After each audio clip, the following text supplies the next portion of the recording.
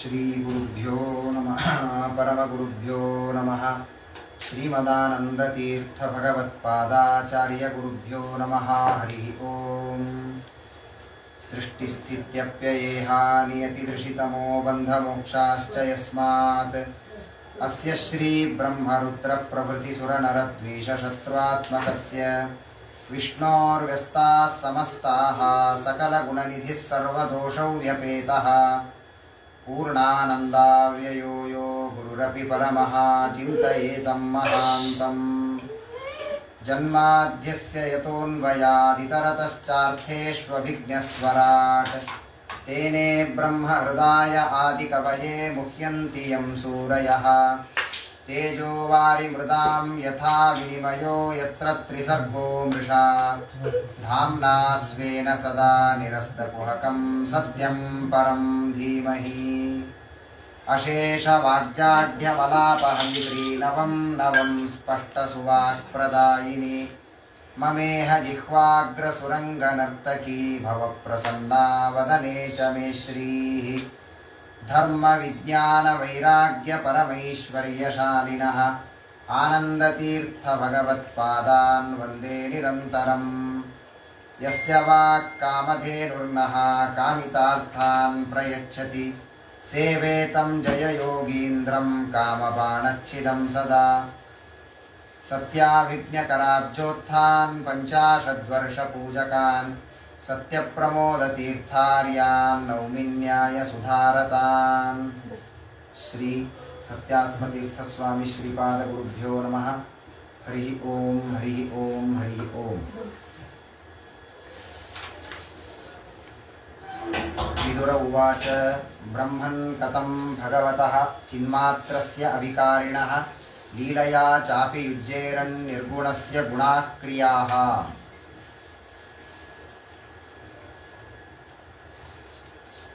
ಮೈತ್ರೇಯ ವಿದುರರ ಸಮಾಗಮವನ್ನು, ಅವರಲ್ಲಿ ನಡೆದಂತಹ ಸಂವಾದವನ್ನು ಶುಕಾಚಾರ್ಯರು ಪರೀಕ್ಷಿತ್ ರಾಜರಿಗೆ ಉಪದೇಶವನ್ನು ಮಾಡ್ತಾ ಇದ್ದಾರೆ.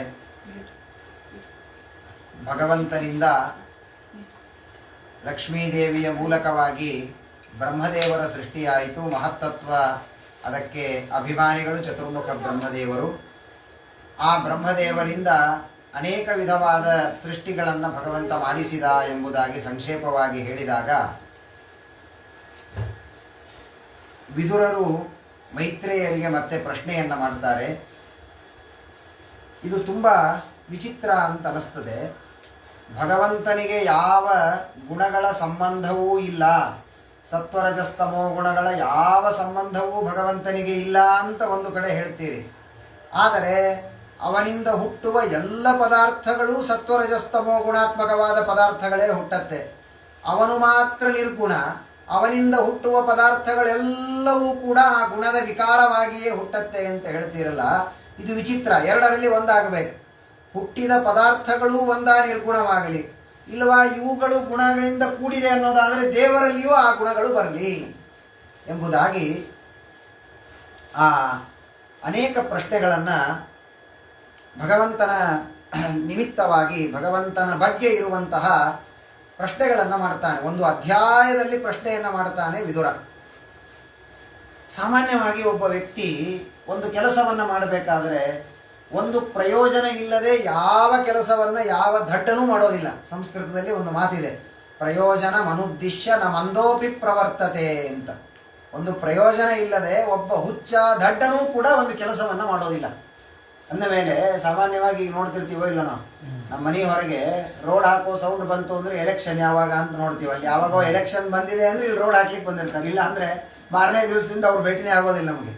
ಹಾಗೆ ಒಬ್ಬ ಸಣ್ಣ ಮಗುವಿನಿಂದ ಆರಂಭ ಮಾಡಿಕೊಂಡು ಎಷ್ಟೇ ದೊಡ್ಡ ವ್ಯಕ್ತಿಯಾದರೂ ತನಗೇನೋ ಒಂದು ಪ್ರಯೋಜನ ಇಲ್ಲದೆ ಯಾವ ಕೆಲಸವನ್ನು ಮಾಡೋದಿಲ್ಲ.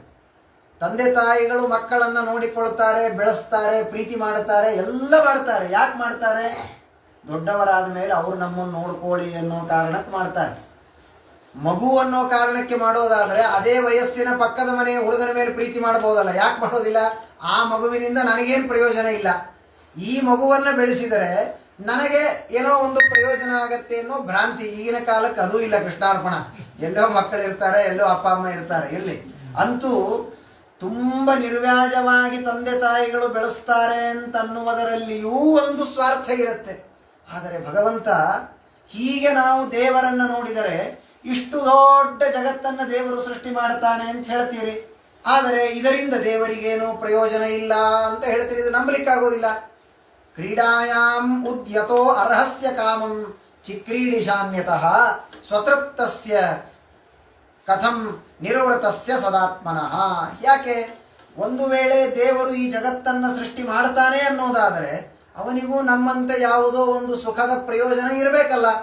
ಹಾಗಾದ್ರೆ ಏನೂ ಪ್ರಯೋಜನ ಇಲ್ಲ ಅಂದಮೇಲೆ ದೇವರು ಯಾಕೆ ಜಗತ್ತಿನ ಸೃಷ್ಟಿಯನ್ನ ಮಾಡ್ತಾನೆ ಎಂಬುದಾಗಿ ಬಹಳ ಅದ್ಭುತವಾದಂತಹ ಪ್ರಶ್ನೆಗಳನ್ನು ದೇಶತಃ ಕಾಲತಃ ಯೋಸಾವಸ್ಥಾತ ಸ್ವತೋನ್ಯತಃ ಅವಿಲುಪ್ತಾವಬೋಧಾತ್ಮ ಸಯುಜ್ಯೇತಾಜಯ ಕಥಂ. ಅಲ್ಲ, ಅನೇಕ ಪ್ರಶ್ನೆಗಳನ್ನು ಮಾಡ್ತಾನೆ ದೇವರು. ಜಗತ್ತನ್ನು ಸೃಷ್ಟಿ ಮಾಡ್ತಾನೆ ಅಂತ ಹೇಳ್ತೀರಿ, ಬರೀ ಸೃಷ್ಟಿ ಮಾಡಿ ಬಿಡೋದಿಲ್ಲ. ಒಬ್ಬ ವ್ಯಕ್ತಿ ಒಂದು ಮಡಿಕೆಯನ್ನ ಒಬ್ಬ ಕುಂಬಾರ ಮಾಡ್ತಾನೆ, ಮಡಿಕೆಯನ್ನ ಮಾಡಿ ಇಟ್ಟುಕೊಳ್ತಾನೆ. ಅದನ್ನು ಯಾರು ಹಣ ಕೊಡ್ತಾರೋ ಅವರಿಗೆ ಕೊಟ್ಟು ಬಿಟ್ರೆ ಇವನದು ಒಂದು ಸಂಬಂಧ ಕಳೆದೋಯ್ತು, ಮುಗಿದೋಯ್ತು ಅಷ್ಟೇ. ಆಮೇಲೆ ಅವನದನ್ನ ನೀರು ಕುಡಿಲಿಕ್ಕೆ ಬಳಸ್ತಾನೋ, ತಗೊಂಡು ಹೋಗಿ ಹುಚ್ಚ ಹೊಡಿತಾನಪ್ಪ. ಇವನು ಯಾಕೆ ಅಂತ ಕೇಳಿದ್ರೆ ನೀನ್ ಯಾರು ಕೇಳಿ, ಹಣ ಕೊಟ್ಟಾಯ್ತು, ಮುಗೀತು ನಿನ್ನ ಅದರ ಸ್ವಾಮಿತ್ವ. ಹಾಗೆ ದೇವರು ಜಗತ್ತನ್ನ ಸೃಷ್ಟಿ ಮಾಡಿ ನಮಗೆ ಕೊಡುವುದಿಲ್ಲ. ಜಗತ್ತಿನ ಒಳಗೆ ತಾನೇ ಇದ್ದು ಜಗತ್ತನ್ನ ನಡೆಸ್ತಾನೆ ಭಗವಂತ. ಹಾಗಾದರೆ ಜಗತ್ತಿನ ಒಳಗೆ ದೇವರಿದ್ದಾನೆ ಅಂದ ಮೇಲೆ ಜಗತ್ತಿನಲ್ಲಿ ಆಗುವ ಎಲ್ಲ ಆಗು ಹೋಗುಗಳ ಲೇಪ ದೇವರಿಗೂ ಆಗಬೇಕಲ್ವಾ? ಹಾಗಾದರೆ ಒಂದು ದೇಹದಲ್ಲಿ, ಅದಕ್ಕೆ ಯಾವಾಗಲೂ ದೃಷ್ಟಾಂತ ಕೊಡ್ತಾರೆ ಶಾಸ್ತ್ರದಲ್ಲಿ. ಒಂದು ಮನೆ, ಆ ಮನೆಯಲ್ಲಿ ಒಬ್ಬ ವ್ಯಕ್ತಿ ಇದ್ದಾನೆ, ಮನೆಗೆ ಬೆಂಕಿ ಹತ್ತಿತು, ಏನಾಗುತ್ತೆ? ಮನೆಗಳ ಒಳಗಿರುವ ವ್ಯಕ್ತಿಯು ಸುಟ್ಟು ಹೋಗ್ತಾನೆ. ಹಾಗೆ ದೇಹವೆಂಬ ಮನೆಯಲ್ಲಿ, ಜಗತ್ತೆಂಬ ಮನೆಯಲ್ಲಿ ಭಗವಂತ ಇದ್ದಾನೆ ಅಂದ ಮೇಲೆ ಈ ದೇಹಕ್ಕೆ ಆಗುವ ಸುಖ ದುಃಖಗಳ ಲೇಪ ದೇವರಿಗೂ ಆಗಬೇಕಲ್ವಾ? ದೇವರಿಗೂ ಆಗಬೇಕಲ್ವಾ ಹಾಗಾದರೆ ಅಂತ.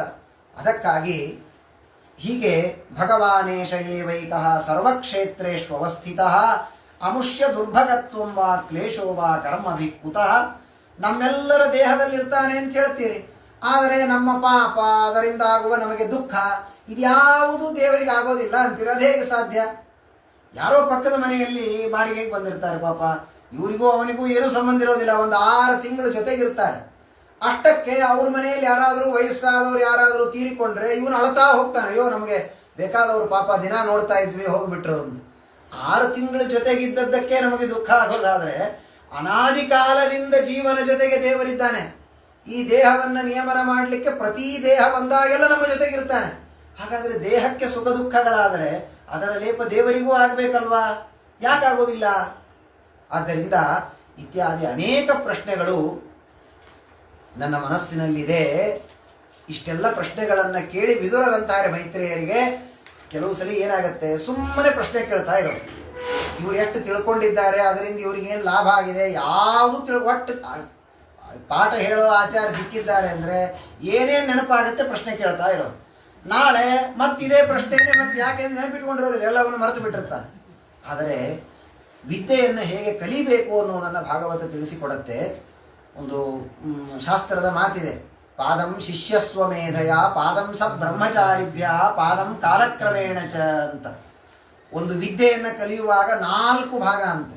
1 ಕಾಲು ಭಾಗವನ್ನು ಗುರುಗಳಿಂದ ಹೇಳಿಸಿಕೊಳ್ಬೇಕಂತೆ, ಇನ್ನು ಕಾಲು ಭಾಗವನ್ನು ತನ್ನ ಸ್ವಂತ ಬುದ್ಧಿಯಿಂದ ತಾನು ಚಿಂತನೆ ಮಾಡಬೇಕಂತೆ, ಇನ್ನು ಕಾಲ ಭಾಗವನ್ನು ಬ್ರಹ್ಮಚಾರಿಭ್ಯ ಜೊತೆಗಿರುವ ವಿದ್ಯಾರ್ಥಿಗಳಿಂದ, ಇನ್ನು ಕೆಲವುದನ್ನು ಕಾಲಕ್ರಮೇಣ ತಿಳಿದುಕೊಳ್ಳಬೇಕು ಅಂತ. ಹಾಗೆ ಅದಕ್ಕಾಗಿಯೇ ವಿದ್ಯಾಪೀಠಗಳಲ್ಲಿ 12 ವರ್ಷ ಅಂತ ಒಂದು ಕಾಲ ಮಾಡಿರ್ತಾರೆ. ಕೆಲವರು 12 ವರ್ಷದಲ್ಲಿ ಎಲ್ಲ ಓದ್ಬಿಡ್ತೀರಾ ನೀವು ಅಂತ ಕೇಳ್ತಾರೆ. 12 ವರ್ಷದಲ್ಲಿ ಎಲ್ಲ ಓದ್ಲಿಕ್ಕಲ್ಲ, ಅದು ಓದೋದು ಹೇಗೆ ಅಂತ ಹೇಳಿಕೊಡೋದಕ್ಕೆ 12 ವರ್ಷ ಅಷ್ಟೇ ಹೊರತು ಎಲ್ಲ ಶಾಸ್ತ್ರಗಳನ್ನು 12 ವರ್ಷದಲ್ಲಿ ಹೇಳಲಿಕ್ಕಾಗೋದಿಲ್ಲ. ಹಾಗಾಗಿ ವಿದುರರು ಮೈತ್ರೇಯರಿಗಂತಾರೆ, ಸ್ವಾಮಿ ಇಷ್ಟೆಲ್ಲ ಒಂದು 10 ಪ್ರಶ್ನೆಗಳು ನನ್ನ ತಲೆಯಲ್ಲಿದೆ, ಆದರೆ ಇದಕ್ಕೆ ಉತ್ತರ ಕೊಡ್ರಿ ಅಂತ ನಾನು ನಿಮಗೆ ಕೇಳೋದಿಲ್ಲ. ಗುರುಗಳ ಮಹತ್ವ ಎಷ್ಟಿದೆ ನೋಡಿ. ವಿದುರ ಅಂತಾನೆ ಮೈತ್ರೇಯರಿಗೆ, ತಾಂ ಚಾಪಿ ಯುಷ್ಮ ಚರಣ ಸೇವಯಾಹಂ ಪರಾನುದೆ. ಏನೇನು ಪ್ರಶ್ನೆಗಳು ನನ್ನ ಮನಸ್ಸಲ್ಲಿ ಬಂದಿದೆಯಲ್ಲ, ಈ ಎಲ್ಲ ಪ್ರಶ್ನೆಗಳಿಗೆ ನೀವು ಹಿಂದೆ ಮಾಡಿದ ಉಪದೇಶದ ಶಕ್ತಿಯಿಂದ ನಾನೇ ಇದಕ್ಕೆಲ್ಲ ಉತ್ತರವನ್ನು ಪಡೆದುಕೊಳ್ಳುತ್ತೇನೆ ನಿಮ್ಮ ಅನುಗ್ರಹದಿಂದ. ಯುಷ್ಮಚ್ಚರಣ ಸೇವಯ, ನಿಮ್ಮ ಪಾದ ಸೇವೆ ಮಾಡ್ತೇನೆ, ನಿಮ್ಮ ಅನುಗ್ರಹವನ್ನು ಪಡಿತೀನಿ. ಆ ಅನುಗ್ರಹದಿಂದ ನಾನು ನನಗೆ ಬಂದ ಉಳಿದೆಲ್ಲ ಪ್ರಶ್ನೆಗಳಿಗೆ ಉತ್ತರವನ್ನು ಪಡೆದುಕೊಳ್ಳುತ್ತೇನೆ.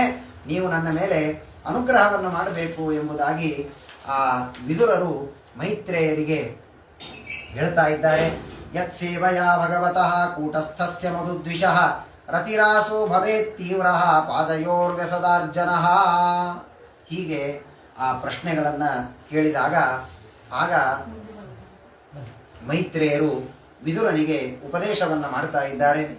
ಸೋಹಂ ನೃಣಾಂ ಕ್ಷುಲ್ಲ ಸುಖಾಯ ದುಃಖಂ ಮಹದ್ಗತಾನಾಂ ವಿರಮಾಯ ತುಭ್ಯಂ ಪ್ರವರ್ತಯೇ ಭಾಗವತಂ ಪುರಾಣಂ ಯದಾಹ ಸಾಕ್ಷಾತ್ ಭಗವಾನ್ ಋಷಿಭ್ಯ. ನೋಡಪ್ಪ ವಿದುರ, ನೀ ಏನೇನು ಪ್ರಶ್ನೆಗಳನ್ನು ಕೇಳಿದ್ದೀಯಲ್ಲ ದೇವರ ಸೃಷ್ಟಿಯ ಬಗ್ಗೆ ಹೇಳುವಂತ, ಆ ಎಲ್ಲ ವಿಷಯಗಳನ್ನು ಹೇಳಿದ್ದೆ ಶ್ರೀಮದ್ ಭಾಗವತ. ಆ ಶ್ರೀಮದ್ ಭಾಗವತದಲ್ಲಿ ಈ ಎಲ್ಲ ವಿಷಯಗಳು ಕೂಡ ಇದೆ. ಸರಿ ರೀ, ಈ ಭಾಗವತ ನಿಮ್ಮವರೆಗೂ ಹೇಗೆ ಬಂತು? ಈಗೆಲ್ಲ ಪುಸ್ತಕಗಳು ಪ್ರಿಂಟ್ ಆಗಿದ್ದು ಸಿಗತ್ತೆ, ನಾವು ಯಾರು ತೆಗೆದುಕೊಂಡು ಓದಿದ್ರು ಓದಬಹುದು. ಆಗಿನ ಕಾಲದಲ್ಲಿ ಪುಸ್ತಕಗಳಿಲ್ಲ, ಕೇವಲ ಗುರುಚ್ಚಾರಣ ಅನುಚ್ಚಾರಣ ಅಷ್ಟೇ. ವೇದಗಳನ್ನು ಗುರುಗಳು ಹೇಳಬೇಕು, ಶಿಷ್ಯ ಪಠನ ಮಾಡಬೇಕು, ಅದನ್ನು ಅವನು ಬಾಯ್ಪಾಠ ಮಾಡಿ ತನ್ನ ಶಿಷ್ಯರಿಗೆ ಹೇಳಬೇಕು, ಇಷ್ಟೇ ಇದೇ ವಿದ್ಯೆ. ಹಾಗಾದರೆ ನಮ್ಮವರೆಗೆ ಭಾಗವತ ಹೇಗೆ ಬಂತು ಅದನ್ನು ಬಹಳ ಸುಂದರವಾಗಿ ತಿಳಿಸಿಕೊಡ್ತಾರೆ. ಒಂದು ಕ್ರಮ ಇದ್ದದ್ದು ವೇದವ್ಯಾಸ ದೇವರು ಶುಕಾಚಾರ್ಯರಿಗೆ, ಶುಕಾಚಾರ್ಯರು ಪರೀಕ್ಷಿತ್ ರಾಜರಿಗೆ, ಅವರಿಬ್ಬರ ಸಂವಾದದಿಂದ ನಮಗೆಲ್ಲ ಭಾಗವತ ಸಿಕ್ತು ಅನ್ನೋದು ಒಂದು ಕ್ರಮ. ಇನ್ನೊಂದು ಕ್ರಮವನ್ನು ತಿಳಿಸಿಕೊಡ್ತಾರೆ. ಉದ್ಧವರು ಹೇಳ್ತಾರೆ ನನಗೆ ಹೇಗೆ ಬಂತು, ಇನ್ನೂ ಒಂದು ಕ್ರಮವನ್ನು ಹೇಳ್ತೇನೆ. ಪ್ರವರ್ತಯೇ ಭಾಗವತಂ ಪುರಾಣಂ ಯದಾಹ ಸಾಕ್ಷಾತ್ ಭಗವಾನ್ ಋಷಿಭ್ಯ. ಭಗವಂತ ತಾನು ಏನು ಮಾಡಿದ, ಅವನು ಸನತ್ಕುಮಾರಾದಿ ಋಷಿಗಳಿಗೆ ತಾನು ಭಾಗವತದ ಉಪದೇಶವನ್ನು ಮಾಡಿದ. ಆ ಸನತ್ಕುಮಾರರು ಅವರೆಲ್ಲರೂ ಕೂಡ ಆಸೀನ ಮುರ್ವ್ಯಾಂ ಭಗವಂತ ಮಾದ್ಯಂ ಸಂಕರ್ಷಣಂ ದೇವ ಮಕುಂಠ ಸತ್ವಂ ವಿವಿತ್ಸವಸ್ತತ್ವಮತಃ ಪರಸ್ಯ ಕುಮಾರ ಮುಖ್ಯ ಮುನಯೋನ್ವ ಪೃಚ್ಛನ್. ಒಂದು ಬಾರಿ ಭಗವಂತ ತಾನು ಕುಳಿತುಕೊಂಡಾಗ ಸಂಕರ್ಷಣ ನಾಮಕನಾದ ಭಗವಂತ ತಾನು ಕುಳಿತಾಗ ಅಲ್ಲಿ ಸನಕಾದಿ ಮುನಿಗಳೆಲ್ಲ ಬರ್ತಾರಂತೆ. ಬಂದು ಆ ಭಗವಂತನನ್ನ ಪ್ರಾರ್ಥನೆ ಮಾಡ್ತಾರೆ, ಸ್ವಾಮಿ ನಿನ್ನ ತತ್ವಗಳನ್ನು ನಮಗೆ ತಿಳಿಯಬೇಕು ಅಂತ ಇಚ್ಛೆ ಇದೆ. ಸರಿ, ತಿಳ್ಕೊಳ್ಳಿ ಅಂದ್ರೆ ಆ ನಿನ್ನ ತತ್ವ ನಿನ್ನ ಅನುಗ್ರಹ ಇಲ್ಲದೆ ನಮಗೆ ತಿಳಿಯಲಿಕ್ಕೆ ಸಾಧ್ಯ ಇಲ್ಲ. ಆದ್ದರಿಂದ ನೀವು ನಮಗೆ ಉಪದೇಶವನ್ನು ಮಾಡಬೇಕು ಎಂಬುದಾಗಿ ಕೇಳಿದಾಗ ಭಗವಂತ ಸನತ್ಕುಮಾರರಿಗೆ ಈ ಭಾಗವತದ ಉಪದೇಶವನ್ನು ಮಾಡಿದ. ಆ ಸನತ್ಕುಮಾರರು ಸಾಂಖ್ಯಾಯನರಿಗೆ ಉಪದೇಶವನ್ನು ಮಾಡಿದರು. ಸಾಂಖ್ಯಾಯನರಿಂದ ಪರಾಶರರಿಗೆ ಪ್ರೋವಾಚ ಮಹ್ಯಂ ಸದಯಾಲು ಉಕ್ತಃ. ಆ ಸನತ್ಕುಮಾರರಿಂದ ಪರಾಶರರಿಗೆ, ಪರಾಶರರಿಂದ ನನಗೆ ಉಪದೇಶ ಆಯಿತು, ನಾನು ನಿನಗೆ ಉಪದೇಶ ಮಾಡ್ತಾ ಇದ್ದೇನೆ ಎಂಬುದಾಗಿ ಮೈತ್ರೇಯರು ವಿದುರನಿಗೆ ಎಲ್ಲ ವಿಷಯಗಳನ್ನು ಆಗತಿ ಭಾಗವತ ಹೇಗೆ ನಮ್ಮವರೆಗೆ ಬಂದಿದೆ ಎಂಬಂತಹ ವಿಷಯವನ್ನು ತಿಳಿಸಿಕೊಟ್ಟು ಅದಾದ ಮೇಲೆ ಸೃಷ್ಟಿಯ ಬಗ್ಗೆ ಉಪದೇಶ ಮಾಡ್ತೇನೆ ಎಂಬುದಾಗಿ ಅದ್ಭುತವಾದ ಹಿಂದೆ ಯಾವ ಸೃಷ್ಟಿಯನ್ನ ಸಂಕ್ಷೇಪವಾಗಿ ಹೇಳಿದ್ದಾರೆ.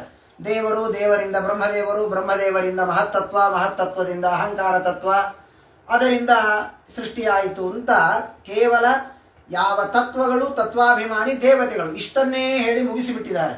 ಇನ್ನು ಮುಂದೆ ಇನ್ನೂ ವಿಸ್ತಾರವಾದ ಸೃಷ್ಟಿಯ ಪ್ರಕ್ರಿಯೆಯನ್ನೆಲ್ಲವನ್ನೂ ಕೂಡ ಹೇಳ್ತಾ ಹೋಗ್ತಾರೆ.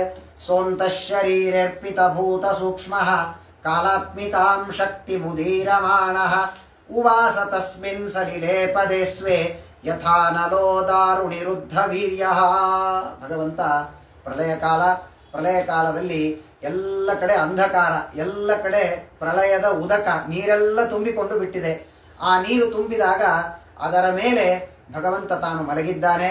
ಮಲಗಿ ಚತುರ್ಯುಗಾಣಾಂಚ ಸಹಸ್ರಮಪ್ಸು, ಆ 1000 ಮಹಾಯುಗಗಳು, ಅಷ್ಟು ಚತುರ್ಯುಗಾಣಾಂ ಸಹಸ್ರಂ, 4 ಯುಗ ಅಂದ್ರೆ ಅದಕ್ಕೊಂದು ಮಹಾಯುಗ ಅಂತ ಕರೀತಾರೆ.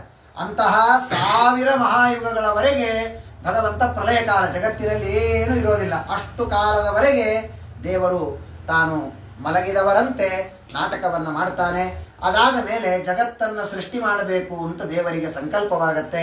ಸಂಕಲ್ಪವಾದಾಗ ಹೇಗೆ ಸೃಷ್ಟಿ ಮಾಡಬೇಕಾಗಾದರೆ, ಹೇಗೆ ಸೃಷ್ಟಿ ಮಾಡಬೇಕು ಅಂದರೆ ಮೊದಲು ಬ್ರಹ್ಮದೇವರನ್ನ ಸೃಷ್ಟಿ ಮಾಡಬೇಕು. ಆ ಬ್ರಹ್ಮದೇವರನ್ನು ಹೇಗೆ ಸೃಷ್ಟಿ ಮಾಡಬೇಕು, ಅದಕ್ಕೊಂದು ಹುಟ್ಟಿಸುವುದಕ್ಕೊಂದಿಷ್ಟು ರಾ ಮೆಟೀರಿಯಲ್ ಬೇಕಲ್ಲ, ಪದಾರ್ಥಗಳು ಎಲ್ಲಿಂದ ತರಬೇಕು ಅಂದರೆ ಏನೇನು ಪದಾರ್ಥಗಳಿದೆಯೋ ಎಲ್ಲವೂ ದೇವರ ಹೊಟ್ಟೆಯಲ್ಲಿತ್ತು. ಸತ್ವರಜಸ್ತಮೋ ಗುಣಗಳು, ನೀರು, ವಾಯು, ಆಕಾಶ ಎಲ್ಲವೂ ದೇವರ ಉದರದಲ್ಲಿದೆ. ಆಗ ಭಗವಂತ ಏನು ಮಾಡಿದ? ತಸ್ಯ ಆತ್ಮ ಸೂಕ್ಷ್ಮಾಭಿನಿವಿಷ್ಟ ದೃಷ್ಟೇ ಅಂತರ್ಗತೋರ್ಥೋ ರಜಸ ತನೀಯಾನ್ ಗುಣೇನ ಕಾಲಾನುಗತೇನ ವಿದ್ಧ ಶುಷ್ಯಂತದ ಅಭಿದ್ಯತ ನಾಭಿದೇಶ. ನೋಡಿ, ಇಡೀ ಜಗತ್ತು ಸೃಷ್ಟಿಯಾಗಬೇಕು. ಆ ಜಗತ್ತು ಸೃಷ್ಟಿಯಾಗುವುದಕ್ಕೆ ಯಾರ ಮೂಲಕ ಆಗಬೇಕು? ಬ್ರಹ್ಮದೇವರ ಮೂಲಕ ಆಗಬೇಕು ಜಗತ್ತಿನ ಸೃಷ್ಟಿ. ಆ ಬ್ರಹ್ಮದೇವರ ಮೂಲಕ ಆಗಬೇಕು. ಆದರೆ ಯಾರಿಂದ ಆಗಬೇಕು? ಎರಡು ಪದಾರ್ಥ ಬೇಕೀಗ. ಯಾರ ಮೂಲಕವಾಗಿ ಜಗತ್ತಿನ ಸೃಷ್ಟಿಯಾಗಬೇಕು, ಯಾವ ಪದಾರ್ಥದಿಂದ ಜಗತ್ತಿನ ಸೃಷ್ಟಿಯಾಗಬೇಕು. ಒಂದು ಮಡಿಕೆಯನ್ನು ಮಾಡುವುದಕ್ಕೆ ಕೇವಲ ಕುಂಬಾರ ಇದ್ರೆ ಸಾಲುವುದಿಲ್ಲ, ಕೇವಲ ಮಣ್ಣಿದ್ರೆ ಆಗುವುದಿಲ್ಲ. ಮಣ್ಣು ಬೇಕು, ಕುಂಬಾರ ಬೇಕು. ಆ ಮಣ್ಣಿನಿಂದ ಕುಂಬಾರ ಮಡಿಕೆ ಮಾಡಿದಾಗ ಒಂದು ಮಡಿಕೆ ಸೃಷ್ಟಿಯಾಗತ್ತೆ. ಹಾಗೆ ಭಗವಂತ ತಾನು ಜಗತ್ತನ್ನು ಸೃಷ್ಟಿಸುವ ದೊಡ್ಡ ಸತ್ಕರ್ಮವನ್ನ ಮಾಡುವುದಕ್ಕೆ ಬ್ರಹ್ಮದೇವರನ್ನ ಸೃಷ್ಟಿ ಮಾಡಬೇಕು. ಆ ಬ್ರಹ್ಮದೇವರನ್ನ ಸೃಷ್ಟಿ ಮಾಡುವುದಕ್ಕಾಗಿ ಒಂದು ಕಮಲ, ತನ್ನ ನಾಭಿಯಿಂದ ಒಂದು ಕಮಲವನ್ನು ಸೃಷ್ಟಿ ಮಾಡಿದ. ಸರಿ, ಹಾಗಾದ್ರೆ ಆ ಕಮಲ ಹುಟ್ಟಲಿಕ್ಕೆ ಏನಾದರೂ ಒಂದು ಬೇಕಲ್ಲ, ಮೆಟೀರಿಯಲ್. ಕಮಲ ಹುಟ್ಟೋದಕ್ಕಾದ್ರೂ ಏನಾದ್ರು ಬೇಕಲ್ಲ. ಕಮಲ ಹೇಗೆ ಹುಟ್ಟಿತು? ಅದನ್ನ ಭಾಗವತ ಹೇಳುತ್ತೆ. ಭಗವಂತನ ಉದರದಲ್ಲಿ ಸತ್ವಗುಣ, ರಜೋಗುಣ, ತಮೋಗುಣ ಎಲ್ಲವೂ ಇತ್ತಂತೆ. ಈಗ ನೋಡಿ, ಒಂದು ಮಡಿಕೆಯಾಗಲಿಕ್ಕೆ ಮಣ್ಣು ಗಟ್ಟಿಯಾಗಬೇಕು. ಮಣ್ಣು ಗಟ್ಟಿಯಾಗಲಿಕ್ಕೆ ಅಲ್ಲಿ ಮಣ್ಣಿದೆ, ಇಲ್ಲಿ ನೀರಿದೆ, ಆಗುದಿಲ್ಲ. ಹಾಗಾದ್ರೆ ಮಣ್ಣು ನೀರು ಒಂದು ಕಡೆ ಸೇರ್ಬೇಕು. ಹಾಗೆ ಯಾವುದು? ಭಗವಂತನ ಉದರದಲ್ಲಿ ನೀರಿತ್ತು, ಪ್ರಳಯೋದಕ. ಆ ಪ್ರಳಯೋದಕದ ಜೊತೆಗೆ ರಜೋಗುಣ ಅನ್ನೋದು ಮಣ್ಣು ಇದ್ದ ಹಾಗೆ. ಆ ರಜೋಗುಣ ಈ ಪ್ರಳಯೋದಕ, ಗರ್ಭೋದಕ ಅಂತ ಕರೀತಾರೆ ಅದಕ್ಕೆ. ಆ ಗರ್ಭೋದಕ ಈ ರಜೋಗುಣ ಎರಡೂ ಸೇರಿಕೊಂಡಿತ್ತು. ತುಂಬ ನೀರಾಗಿತ್ತು. ಬಹಳ ನೀರಾಗಿದ್ರೆ ಅದನ್ನು ಹೇಗೆ ಮಾಡೋದು? ಏನು ಮಾಡ್ಲಿಕ್ಕೆ ಬರೋದಿಲ್ಲ. ಅದಕ್ಕೇನು ಮಾಡಿದ? ಈಗೆಲ್ಲ ಹೆಣ್ಮಕ್ಳು ಸೇರಿಸ್ತಾರೆ ನೋಡ್ರಿ, ಅದೊಂದೇನೋ ಹೋಳಿಗೆ ಮಾಡಬೇಕು ಅಂತ ಹೋಗಿರ್ತಾರ. ಅದು ಇದು ಜಾಸ್ತಿ ಆಯಿತು ಅಂತ ಅಕ್ಕಿ ಹಿಟ್ಟು, ಒಂದು ಸ್ವಲ್ಪ ಜೋಳದ ಹಿಟ್ಟು ಏನೇನೋ ಮಾಡಿ ನಾವು ತಿನ್ನೋ ಹೊತ್ತಿಗೆ ರೆಡಿ ಆಗಿರ್ತಾವೆ. ಒಳಗೆ ಏನೇನು ಹಾಕಿರ್ತಾರೆ ಅಂತ ಗೊತ್ತಾಗೋದಿಲ್ಲ. ಹಾಗೆ ರಜೋಗುಣ ಮತ್ತು ಭಗವಂತನ ಉದರದಲ್ಲಿರುವ ಗರ್ಭೋದಕ ಎರಡೂ ಸೇರಿಕೊಂಡಿತು. ಆದರೆ ಅದು ಎರಡೂ ಸೇರಿದಾಗ ಅದು ಗಟ್ಟಿಯಾಗಲಿಲ್ಲ. ಅದಕ್ಕೆ ಆ ದೇವರ ಉದರದಲ್ಲಿರುವ ವಾಯು ಸೇರಿಕೊಂಡಿತು. ವಾಯು ಸೇರಿದಾಗ ಆ ಗಾಳಿಯಿಂದ ಈ ಎರಡೂ ಪದಾರ್ಥಗಳು ಸೇರಿಕೊಂಡು ಗಟ್ಟಿತನವನ್ನು ಪಡೆಯಿತು. ಗಟ್ಟಿತನವನ್ನು ಪಡೆದು ಭಗವಂತನ ಉದರದಿಂದ ಬಂದಾಗ ಅದೇ ಕಮಲ, ನಾಭಿ ಕಮಲ ಅಂತ ಅದನ್ನು ಕರೀತಾರೆ. ಹಾಗೆ ಗುಣೇನ ಕಾಲಾನುಗತೇನ ವಿದ್ಯ ಶುಷ್ಯನ್ ತದಾ ಅಭಿದ್ಯತ ನಾಭಿದೇಶ. ಆ ಭಗವಂತನ ನಾಭಿಯಲ್ಲಿ ಆ ರಜೋಗುಣ ಮತ್ತು ಗರ್ಭೋದಕ ವಾಯು ಮೂರೂ ಸೇರಿಕೊಂಡು ಭಗವಂತನ ನಾಭಿಯಿಂದ ಸಪದ್ಮಕೋಶ ಸಹಸೋದತಿಷ್ಠತ್ ಕಾಲೇನ ಕರ್ಮ ಪ್ರತಿಬೋಧಿತೇನ ಸ್ವರೋಚಿಷಾ ತತ್ ಸಲಿಲಂ ವಿಶಾಲಂ ವಿದ್ಯೋತಯನ್ ಅರ್ಕೈವಾತ್ಮಯೋನಿ. ಆ ನಾಭಿ, ಭಗವಂತನ ನಾಭಿಯಿಂದ ದೊಡ್ಡದಾದ ಒಂದು ಕಮಲ ಅದು ಹೊರಗೆ ಬಂತು. ಆ ಕಮಲದಲ್ಲಿ ಭಗವಂತ ಮತ್ತೆ ಪ್ರವೇಶ ಮಾಡಿದ. ನಾಭಿ ಭಗವಂತನದೇ ನಾಭಿ, ಅದರಿಂದ ಒಂದು ಕಮಲ. ಆ ಕಮಲದೊಳಗೆ ಭಗವಂತ ತಲ್ಲೋಕ ಪದ್ಮಂ ಸೌಯೇವ ವಿಷ್ಣು ಪ್ರಾವೀವಿಷತ್ ಸರ್ವಗುಣಾವಭಾಸಂ ತಸ್ಮಿನ್ ಸ್ವಯಂ ವೇದಮಯೋ ವಿಧಾತ ಸ್ವಯಂಭುವಂ ಯಂ ಪ್ರತಿ ಪ್ರವದಂತಿ ಸೋಭೂ. ಆ ಕಮಲದಲ್ಲಿ ಭಗವಂತನೇ ಪ್ರವೇಶ ಮಾಡಿದ. ಆ ಕಮಲದಿಂದ ಬ್ರಹ್ಮದೇವರ ಪ್ರಾದುರ್ಭಾವ ಆಯಿತು. ಯಾಕೆ ಅಂದ್ರೆ ಕಮಲದಿಂದ ಬ್ರಹ್ಮದೇವರು ಬಂದ್ರು ಅಂದ್ರೆ, ಹಾಗಾದ್ರೆ ಬ್ರಹ್ಮದೇವರು ಬರೀ ಕಮಲದಿಂದ ಬಂದ್ರು ಅಂತ ತಿಳ್ಕೋಬೇಡ್ರಿ. ಕಮಲದಲ್ಲಿರುವ ಭಗವಂತನೇ ಬ್ರಹ್ಮದೇವರನ್ನು ಸೃಷ್ಟಿ ಮಾಡಿದ ಅಂತ ತೋರಿಸುವುದಕ್ಕೆ ಭಗವಂತ ಮತ್ತೆ ಆ ಪದ್ಮದಲ್ಲಿ ಪ್ರವೇಶವನ್ನು ಮಾಡಿದ. ಆ ಪದ್ಮದಿಂದ ಬ್ರಹ್ಮದೇವರ ಪ್ರಾದುರ್ಭಾವ ಆಯಿತು. ಬ್ರಹ್ಮದೇವರನ್ನು ಸೃಷ್ಟಿ ಮಾಡಿದ್ದಾನೆ ಭಗವಂತ. ಆ ಬ್ರಹ್ಮದೇವರು ಏನಾಯಿತು?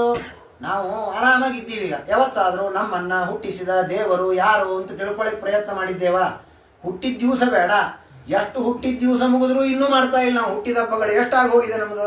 ಹುಟ್ಟಿದ ಹಬ್ಬ ಅಂದ್ರೆ ಏನೋ, ಎಲ್ಲ ಏನೋ ಒಂದು ಕೇಕ್ ಕಟ್ ಮಾಡ್ತಾರೆ, ಏನೋ ಬತ್ತಿ ಆರಿಸಿಬಿಟ್ಟು ಕೃಷ್ಣಾರ್ಪಣೆ ಮಾಡಿ ಅಂತೂ ಏನೇನೋ ಕೆಟ್ಟದಾಗಿ ಮಾಡಿಕೊಳ್ತಾರೆ. ಅಲ್ಲ, ಹುಟ್ಟಿದ ಹಬ್ಬ ಅಂದರೆ ಏನು? ಬ್ರಹ್ಮದೇವರು ತಿಳಿಸಿಕೊಡ್ತಾರೆ. ನನ್ನನ್ನು ಹುಟ್ಟಿಸಿದ ವ್ಯಕ್ತಿಯನ್ನ ತಿಳಿದುಕೊಂಡ್ರೆ ಅದು ನಿಜವಾದ ಹುಟ್ಟಿದ ಹಬ್ಬ. ಬ್ರಹ್ಮದೇವರು ಹುಟ್ಟಿದ ಕೂಡಲೇ ಮೊದಲು ಮಾಡಿದ ಕೆಲಸ ಏನು? ನನ್ನನ್ನ ಸೃಷ್ಟಿ ಮಾಡಿದ ಭಗವಂತನಿಗೆ ಕೃತಜ್ಞತೆಯನ್ನು ಸಮರ್ಪಣೆ ಮಾಡ್ಬೇಕು ನಾನು. ಯಾಕೆಂದ್ರೆ ಸುಮ್ಮನೆ ಒಂದ್ಸಲಿ ಆಲೋಚನೆ ಮಾಡ್ರಿ, ನಮಗೇನೋ ನಾಳೆ ಅಧಿಕ ಮಾಸ, ಯಾವಾಗೋ ಸ್ವಾಮಿಗಳು ಬಂದಿರ್ತಾರೆ. ಬಂದಾಗ ಒಂದು ಯಾವುದೋ ಕೆಲಸ ಸ್ವಾಮಿಗಳು ಹೇಳಬೇಕಾಗಿರುತ್ತೆ ಯಾರಿಗೋ. ನಮ್ಮನ್ನು ನೋಡಿ ಸ್ವಲ್ಪ ಬಾರಪ್ಪ ನೀನು ಅಂತ ಕರೆದು ಒಂದು ಪುಣ್ಯ ಕೆಲಸವನ್ನು ಸ್ವಲ್ಪ ತುಳಸಿ ತೆಗಿ, ರಾಮದೇವರ ಪೂಜಾಕ್ಕಿಂತ ಸೇವಾ ಮಾಡು ಅಂತ ನಮಗೆ ಹೇಳಿಬಿಟ್ರೆ ಏನು ಪುಣ್ಯ? ರಾಮದೇವರ ಪೂಜೆಗೆ ಸೇವೆ ಮಾಡೋದೇ ಪುಣ್ಯ. ಅದರಲ್ಲೂ ಸ್ವಾಮಿಗಳಿಂದ ಹೇಳಿಸಿಕೊಂಡು ಮಾಡೋದು ಅಂದ್ರೆ ಎಷ್ಟು ಜನ್ಮದ ಪುಣ್ಯ ಅಂತ ನಾವು ಅನ್ಕೊಳ್ತೀವಲ್ಲ. ಹಾಗೆ ಬ್ರಹ್ಮದೇವರದು ಎಷ್ಟು ದೊಡ್ಡ ಪುಣ್ಯ. ಇಡೀ ಜಗತ್ತಿನ ಸಾಧಕರನ್ನು ಎಲ್ಲರನ್ನೂ ಸೃಷ್ಟಿ ಮಾಡುವ ಮಹಾ ಜವಾಬ್ದಾರಿಯನ್ನ ಬ್ರಹ್ಮದೇವರಿಗೆ ಕೊಡುವುದಕ್ಕಾಗಿ ದೇವರು ಸೃಷ್ಟಿ ಮಾಡ್ತಾನೆ ಅಂತಂದ್ರೆ ಆ ಬ್ರಹ್ಮದೇವರ ಪುಣ್ಯ ಎಷ್ಟು ದೊಡ್ಡದು. ಹಾಗಾಗಿ ಇಷ್ಟು ಅನುಗ್ರಹವನ್ನ ಮಾಡಿದ ಭಗವಂತನನ್ನ ನಾವು ತಿಳಿದುಕೊಳ್ಳಬೇಕು ಅಂತ ಹೇಳಿ ಪರಿಕ್ರಮನ್ ವ್ಯೋಮ್ನಿ ವಿವೃತ್ತ ನೇತ್ರಶ್ಚತ್ವಾರಿ ಲೇಭೆ ಅನುದಿಶಂ ಮುಖಾನಿ.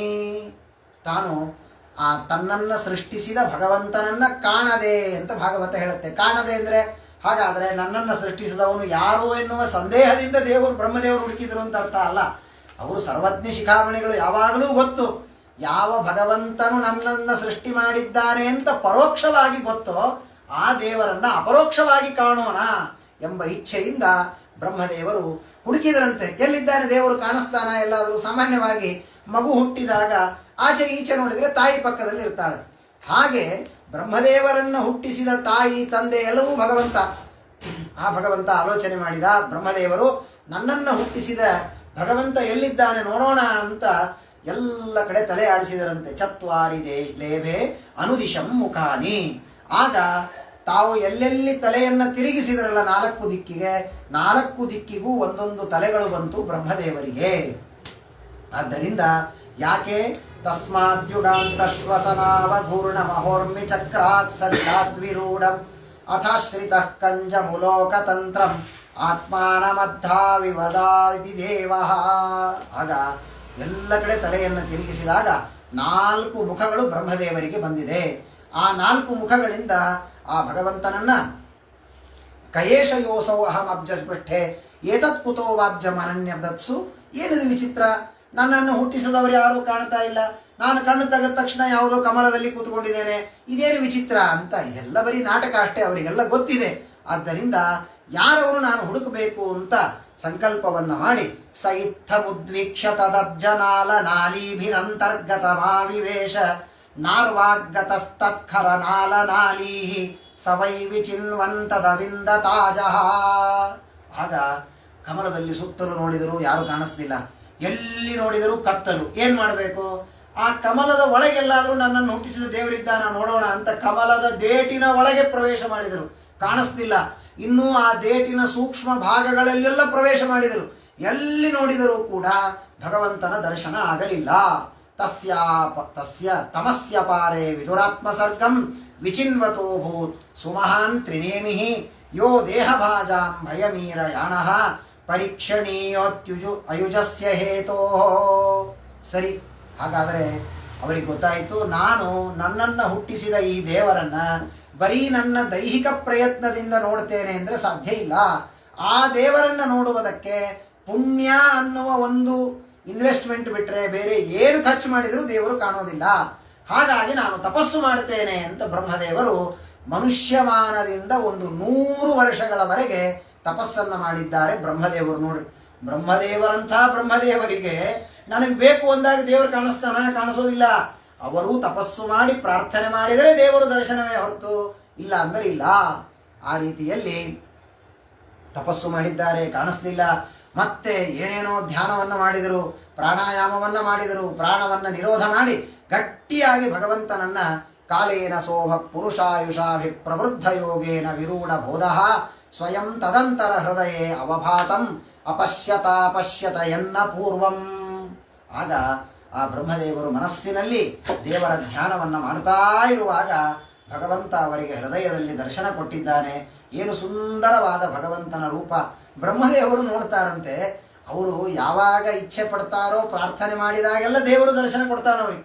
ನಮಗೆ ಸಾಮಾನ್ಯ 1 ದಿವಸ ಬಿಟ್ಟು ಸ್ವಾಮಿಗಳು ಇನ್ನೊಂದು ದಿವಸ ಎಕ್ಸ್ಟ್ರಾ ಇದ್ರು ಅಂದ್ರೆ, ನಿನ್ನೆ ದೇವ್ರ ಪೂಜೆಗೆ ಹೋಗಿದ್ವಲ್ರಿ, ಇವತ್ತು ನೈವೇದ್ಯದ ಹೊತ್ತಿಗೆ ಹೋದ್ರೆ ಸಾಕು, ಇವತ್ತು ನೈವೇದ್ಯದ ಹೊತ್ತಿಗೆ ಹೋಗಿದ್ದು ನಾಳೆ ಭುಜಂಗ್ಸ ಹೊತ್ತಿಗೆ ಹೋದ್ರೆ ಸಾಕು, ಯಾಕಂದ್ರೆ ದಿನ ಅದೇ ರಾಮದೇವ್ರು ನೋಡೋದಿರುತ್ತಲ್ಲ ಅಂತ. ಆದರೆ ಬ್ರಹ್ಮದೇವರು ದೇವರನ್ನು ನೋಡಿದ್ರಂತೆ. ಹೆಂಗೆ ನೋಡಿದ್ರು ಅಂದ್ರೆ ಎನ್ನ ಪೂರ್ವಂ, ಹಿಂದೆಂದೂ ನೋಡಿಲ್ಲಪ್ಪ ಹೊಸ ರೂಪ ಅನ್ನುವಂತೆ ಅಷ್ಟು ಆನಂದದಿಂದ ಆ ರೂಪವನ್ನ ನೋಡ್ತಾ ಇದ್ದಾರೆ. ಹೇಗಿದ್ದಾನೆ ಭಗವಂತ 10 ಶ್ಲೋಕಗಳಿಂದ ವರ್ಣನೆ ಮಾಡ್ತಾರೆ. ಪರಮ ಸುಂದರ ಮೂರ್ತಿ ಭಗವಂತ, ಪೀತಾಂಬರವನ್ನು ಧಾರಣೆ ಮಾಡಿದ್ದಾನೆ, ಶಂಖಚಕ್ರ ಗದಾಧಾರಿಯಾಗಿದ್ದಾನೆ. ಅಂತಹ ಭಗವಂತನನ್ನು ನೋಡಿದಂತಹ ಸ್ವಕರ್ಮ ಬೀಜಂ ರಜಸೋಪರಕ್ತ ಪ್ರಜಾ ಸಿಸಕ್ಷನ್ನಿಯದೇವ ಸೃಷ್ಟ್ವಾ ಅಸ್ತೌ ದ್ವಿಸರ್ಗಾಭಿಮುಖಸ್ತಮೀಶಂ ಅವ್ಯಕ್ತವರ್ತ್ಮನ್ಯ ವಿವೇಶಿತಾತ್ಮ. ಬ್ರಹ್ಮದೇವರು ಸ್ತೋತ್ರ ಮಾಡುವುದಕ್ಕೆ ಪ್ರಾರಂಭ ಮಾಡಿದ್ದಾರೆ. ಯಾಕೆಂದ್ರೆ ಸ್ವಾಮಿ, ನನಗೆ ಒಪ್ಪಿಸಿದ ಜವಾಬ್ದಾರಿ ಏನು ಸಣ್ಣದಲ್ಲ. ನೀನು ಇನ್ನು ಮುಂದೆ ಪ್ರಜಾಸೃಷ್ಟಿಯನ್ನ ಮಾಡಬೇಕು ಅಂತ ಹೇಳ್ತಾ ಇದ್ದಿ. ಪ್ರಜಾಸೃಷ್ಟಿಯನ್ನ ಮಾಡುವುದು ಅಂದ್ರೆ ಏನು? ಏನೋ ಮದುವೆ ಆಯಿತು, ಮದುವೆ ಆದ ಮೇಲೆ ಮಕ್ಕಳಾಗಲೇಬೇಕು, ಆಗತ್ತೆ, ಇದೆಲ್ಲ ಒಂದು ಯಾಂತ್ರಿಕವಾಗಿ ನಡೆಯುವಂತಹ ಪ್ರಕ್ರಿಯೆ ಅಂತ ತಿಳಿಯಬೇಡಿ. ಆ ಹುಟ್ಟಿದ ಮಕ್ಕಳು ಧರ್ಮ ಮಾಡ್ತಾರೋ ಅಧರ್ಮ ಮಾಡ್ತಾರೋ, ಒಳ್ಳೆಯವರಾಗಿರ್ತಾರೋ ಕೆಟ್ಟವರಾಗಿರ್ತಾರೋ, ಅವ್ರು ಹೇಗಿರ್ತಾರೆ, ಅದೆಲ್ಲದರ ಪುಣ್ಯ ಪಾಪದ ಭಾಗವನ್ನು ನಾವು ಪಡಿಬೇಕಾಗತ್ತೆ. ಮತ್ತೆ ಒಬ್ರು ಇಬ್ರು ಮಕ್ಕಳು ಹುಟ್ಟೋರು ನಮ್ಮ ಹಣೆ ಬರಹ ಹೀಗಾಗೋದಾದ್ರೆ ಇಡೀ 14 ಲೋಕದ ಅನಂತ ಜೀವರಾಶಿಗಳನ್ನ ಬ್ರಹ್ಮದೇವರು ಸೃಷ್ಟಿ ಮಾಡಬೇಕಾಗಿದೆ. ಹಾಗಾದರೆ ಎಷ್ಟು ತರಹದ ಕ್ಲೇಶ ಬ್ರಹ್ಮದೇವರಿಗೆ ಟೆನ್ಷನ್ ಇರುತ್ತೆ ನೋಡಿ. ಅದಕ್ಕಾಗಿ ಆ ಎಲ್ಲ ಟೆನ್ಷನ್ ಅನ್ನ ಕಳೆದುಕೊಳ್ಳುವುದಕ್ಕೆ ಬ್ರಹ್ಮದೇವರು ಮಾಡಿದ ಉಪಾಯ ಏನು ಅಂದ್ರೆ ಭಗವತ್ ಸ್ತೋತ್ರ. ದೇವರ ಅದ್ಭುತವಾದ ಸ್ತೋತ್ರವನ್ನು ಮಾಡುವುದಕ್ಕೆ ಪ್ರಾರಂಭವನ್ನ ಮಾಡಿದ್ದಾರೆ. ಭಗವಂತ ಬ್ರಹ್ಮದೇವರಂತಾರೆ, ಟೀಕಾಕೃತ್ಪಾದರು ಶ್ರೀಮನ್ ನ್ಯಾಯಸುಧೆಯಲ್ಲಿ ಮಾತನ್ನು ಹೇಳ್ತಾರೆ. ಏನು ಅಂದ್ರೆ ಭಗವಂತ ಆ ಮಾತನ್ನ ಕೇಳಿಬಿಟ್ರೆ ನಮಗೆ ಭಯ ಆಗತ್ತೆ. ದೇವರ ಸ್ವಭಾವ ಏನು? ಕೆಲವ್ರದ್ದು ಒಂದೊಂದು ಸ್ವಭಾವ ಇರುತ್ತೆ ನೋಡಿ. ಸಿಟಿಗಳೋದು ಕೆಲವರು ಸ್ವಭಾವ, ಕಂಡವ್ರನ್ನೆಲ್ಲ ಅನ್ನೋದು ಕೆಲವರು ಸ್ವಭಾವ, ಹೀಗೆಲ್ಲ ನಮ್ಮ ಸ್ವಭಾವ ಇರ್ತಾವಲ್ಲ. ಹಾಗೆ ದೇವರ ಸ್ವಭಾವ ಏನಪ್ಪ? ದೇವರ ಸ್ವಭಾವ ಏನು ಅಂದ್ರೆ ಯಾರ ಕಣ್ಣಿಗೂ ಕಾಣೋದಿಲ್ಲ ಅನ್ನುವುದೇ ದೇವರ ಸ್ವಭಾವ. ಹಾಗಾದ್ರೆ ಯಾರ ಕಣ್ಣಿಗೂ ದೇವರು ಕಾಣೋದೇ ಇಲ್ಲ ಅಂದ್ಮೇಲೆ ನಮಗೆಲ್ಲ ಮೋಕ್ಷ ಆಗೋದು ಹೇಗೆ? ಮೋಕ್ಷ ಆಗ್ಲಿಕ್ಕಿರುವ ಉಪಾಯ ಒಂದೇ ದೇವರ ದರ್ಶನ. ದೇವರು ಕಾಣೋದೇ ಇಲ್ವಲ್ಲ. ಅದಕ್ಕಾಗಿ ಬ್ರಹ್ಮದೇವರಂತಾರೆ, ನಿನ್ನ ಕಾರುಣ್ಯ ಎಷ್ಟು ದೊಡ್ಡದು ಗೊತ್ತಾ? ಭಕ್ತರಿಗಾಗಿ ನಿನ್ನ ಸ್ವಭಾವವನ್ನೂ ಮೀರಿ ನೀನು ದರ್ಶನವನ್ನ ಕೊಡ್ತಿ. ಇದು ನಿನ್ನ ಸ್ವಭಾವ. ಜ್ಞಾತೋಸಿ ಮೇದ್ಯ ಶುಚಿರಾನ್ನನು ದೇಹ ಭಾಜ ನ ಜ್ಞಾಯತೆ ಭಗವತೋ ಗತಿ ನಿತ್ಯವದ್ಯಂ ನಾಣ್ಯತ್ವದಸ್ತಿ ಭಗವನ್ನ ಪಿತತ್ವ ಶುದ್ಧಂ ಮಾಯಾಗುಣಂ ವ್ಯತಿಕರಾದ್ಯದುರ್ವಿಭಾಸಿ.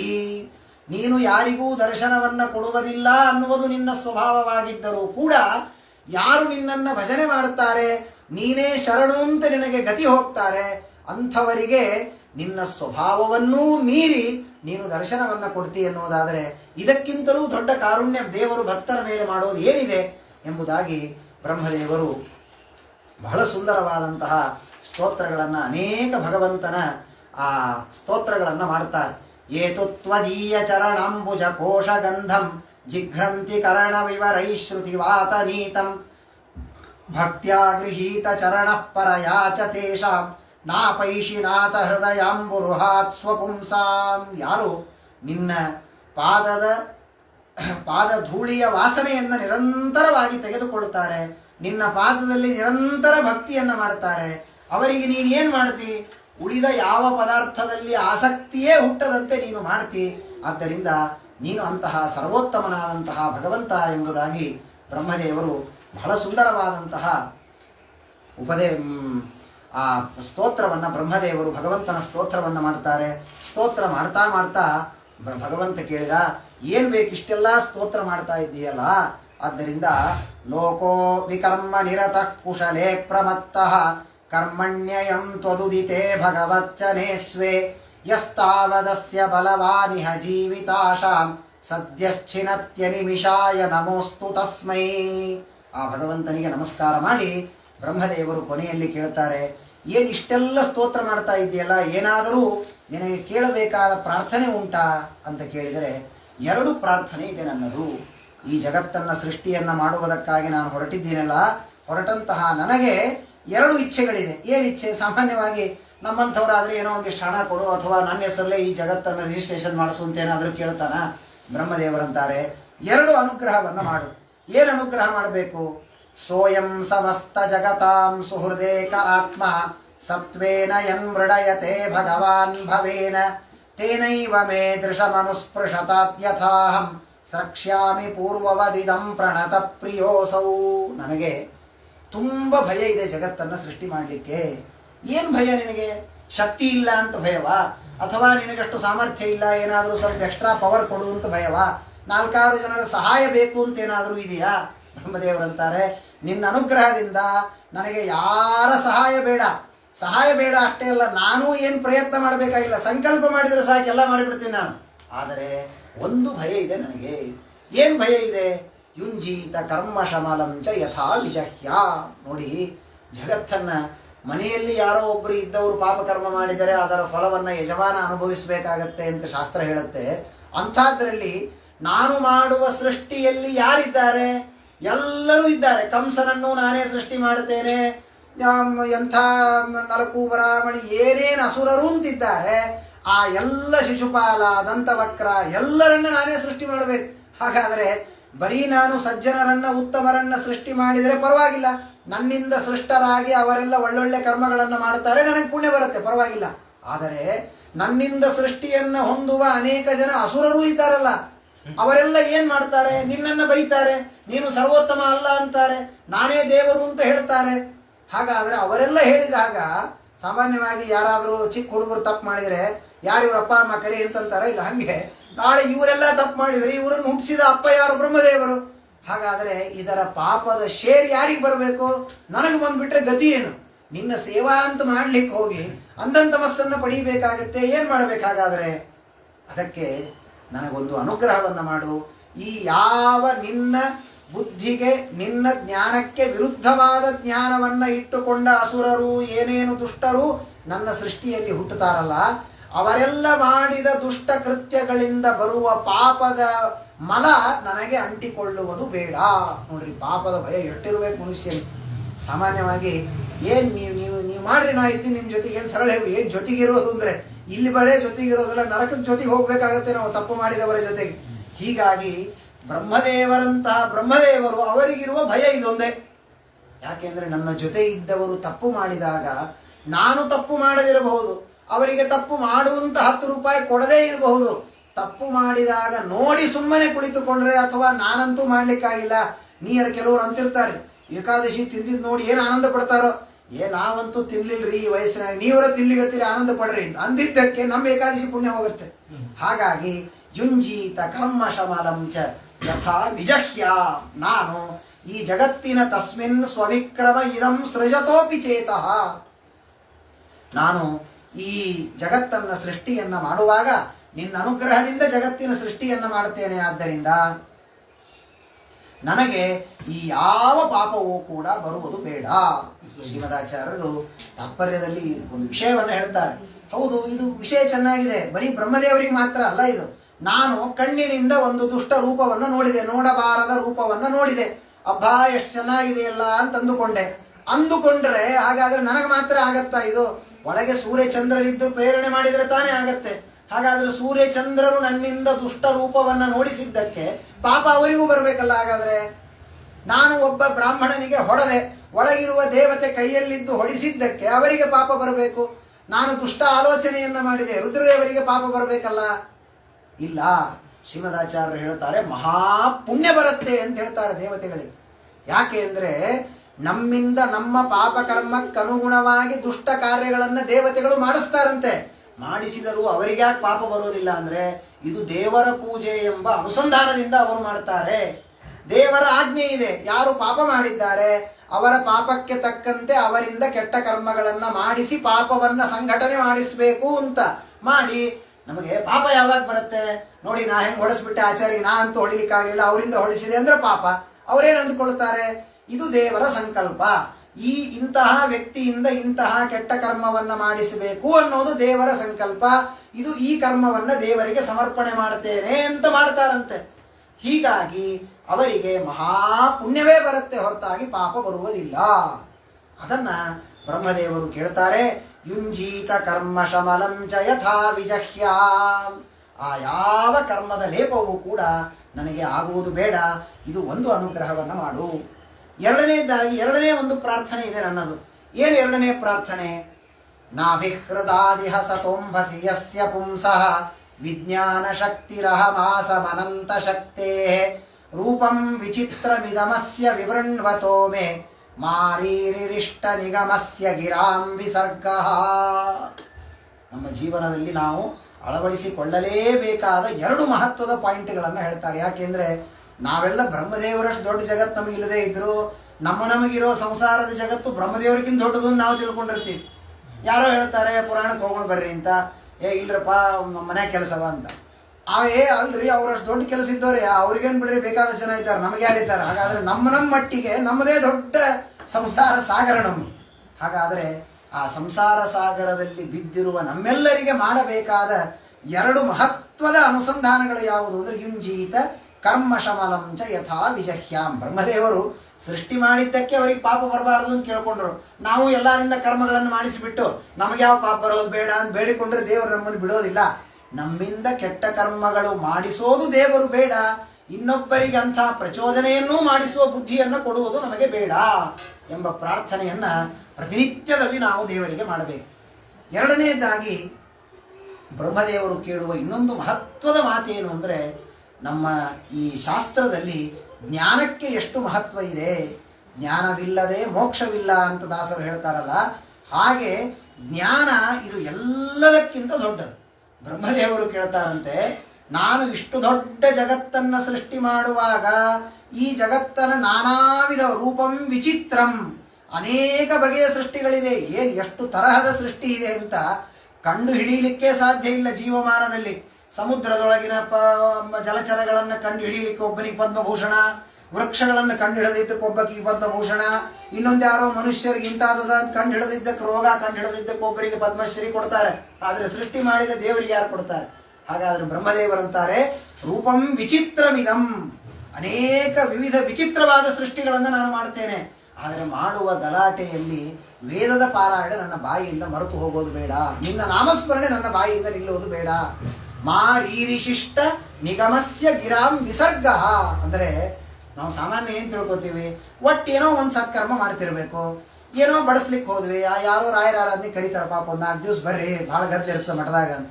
ನೀವು ರಾಯರ ಆರಾಧನೆ ಪುಣ್ಯ ಮಾಡೋ ಸಲುವಾಗಿ 3 ದಿವಸ ಸಂಧ್ಯಾ ವಂದನೆ ಬಿಟ್ಬಿಟ್ಟಿರ್ತಾರೆ. ಮುಂಜಾನೆ ಎದ್ದು ಬೆಳೆ ಒಂದು ಬಕೆಟ್ ನೀರು ಹಾಕೊಳ್ಳೋದು, ರಾಯರ ಮಠದ ಹೋಗಿ ಕೂತ್ಬಿಡೋದು. ಹಾಗಾದ್ರೆ ಪುಣ್ಯ ಬರುತ್ತಾ? ಇಲ್ಲ. ಜ್ಞಾನವನ್ನ ಸಂಪಾದನೆ ಮಾಡುವುದು ಮುಖ್ಯ. ನಿನ್ನ ನಿತ್ಯ ಕರ್ಮ ಜ್ಞಾನ ಸಂಪಾದನೆ ಇದೇ ಮುಖ್ಯ. ಇದರ ಜೊತೆಗೆ ಮಾಡಿದ ಉಳಿದ ಕರ್ಮಗಳಿಗೆ ಎಕ್ಸ್ಟ್ರಾ ಪುಣ್ಯವೇ ಹೊರತು ನಾವು ಮಾಡಲೇಬೇಕಾದದ್ದು ಯಾವುದು? ವೇದದ ಅಧ್ಯಯನ, ಶಾಸ್ತ್ರಾಧ್ಯಯನ. ಇದಕ್ಕೆ ಬಹಳ ಮಹತ್ವ ಇದೆ ಎಂಬುದಾಗಿ ತಿಳಿಸ್ತಾರೆ. ನಮಗೆ ವಿದ್ಯಾಪೀಠದಲ್ಲಿದ್ದಾಗ ಒಬ್ಬರು ಆಚಾರ್ಯ ಹೇಳ್ತಿದ್ರು, ವೇದಾಂತ ಪಾಠ ತುಂಬ ಬಾರಿ ಕೇಳ್ತಾ ಇದ್ರು, ನಾವು ಒಪ್ಪಿಸ್ತಿರಲಿಲ್ಲ. ಅದಕ್ಕೆ ಅವ್ರು ಹೇಳ್ತಿದ್ರು, ನೀವೇನು ಮಾಡಬೇಡ್ರಿ, ನೀವೇನು ವಾಯುಸ್ತುತಿ, ಸುಂದರಕಾಂಡ ಏನು ಪಾರಾಯಣ ಹೆಚ್ಚಿಗೆ ಮಾಡದೇ ಇದ್ರೂ ಪರವಾಗಿಲ್ಲ, ಏನು ಪಾಠ ನಡೆಯುತ್ತದೆ ಆ ಟೀಕಾ ವಾಕ್ಯಗಳನ್ನು ಪ್ರತಿನಿತ್ಯದಲ್ಲಿ ಅನ್ರಿ, ಬಾಯಿಗೂ ಬರುತ್ತೆ, ಪುಣ್ಯವೂ ಬರುತ್ತೆ, 2 ಲಾಭ ಆಗತ್ತೆ ಅದರಿಂದ ಅಂತ. ಹಾಗೆ ಬ್ರಹ್ಮದೇವರು ಕೇಳ್ತಾರಂತೆ, ಇಂತಹ ವಿವಿಧ ವಿಚಿತ್ರ ಸೃಷ್ಟಿಯನ್ನ ಮಾಡುವಂತಹ ನನಗೆ ನನ್ನ ಬಾಯಿಯಿಂದ ವೇದಗಳ ಪಾರಾಯಣ ನಿಲ್ಲುವುದು ಬೇಡ. ಅಂದರೆ ಉಳಿದದ್ದನ್ನ ಮಾಡಬಲ್ಲ ಧೈರ್ಯ ಬ್ರಹ್ಮದೇವರಿಗಿದೆ, ಆದರೆ ಜ್ಞಾನ ಕಾರ್ಯವನ್ನು ನಿರಂತರವಾಗಿ ನಡೆಸಬೇಕು ಅಂದರೆ ಅದು ಆಗುವುದಿಲ್ಲ. ಅದಕ್ಕಾಗಿ ದೇವರೇ ನನಗೊಂದು ಸ್ಪೆಷಲ್ ಅನುಗ್ರಹವನ್ನು ಮಾಡಬೇಕು ಎಂಬುದಾಗಿ ಬಹಳ ಅದ್ಭುತವಾದಂತಹ ಆ ಪ್ರಾರ್ಥನೆಗಳನ್ನು ಮಾಡಿದಾಗ ಭಗವಂತನಿಗೆ ಆನಂದವಾಗಿದೆ. ಇಂಥ ಪ್ರಾರ್ಥನೆಯನ್ನು ಮಾಡಿದರೆ ಇನ್ನೇನು ಹೇಳಬೇಕು ಭಗವಂತನಿಗೆ? ಪರಮಾನಂದವಾಗಿದೆ. ವೆಂಕಟೇಶ ಮಹಾತ್ಮ್ಯದಲ್ಲಿ ಹೇಳ್ತಾರಲ್ಲ, ನತೇನ ಸದೃಶ ಪುತ್ರ ನತೇನ ಸದೃಶ ಪಿತಾ ಅಂತ. ಇಂಥ ಅಪ್ಪ ಮಕ್ಕಳು ಜಗತ್ತಿನಲ್ಲಿ ಇನ್ಯಾರು ಸಿಗಲಿಕ್ಕೆ ಸಾಧ್ಯ ಇದೆ? ಸರ್ವೋತ್ತಮನಾದ ಅಪ್ಪ, ಜೀವೋತ್ತಮನಾದ ಮಗ. ಆ ಬ್ರಹ್ಮದೇವರ ಅದ್ಭುತವಾದ ಪ್ರಾರ್ಥನೆಯನ್ನ ಕೇಳಿದಂತಹ ಭಗವಂತನಿಗೆ ಆನಂದವಾಗಿದೆ. ಲೋಕ ಸಂಸ್ಥಾನ ವಿಜ್ಞಾನ ಆತ್ಮನ ಪರಿಕಿದ್ಯತಃ ತಮಾಹಾಗಾಧಯ ವಾಚ ಕಶ್ಮಲನ್ ಶಮಯನ್ನಿವ.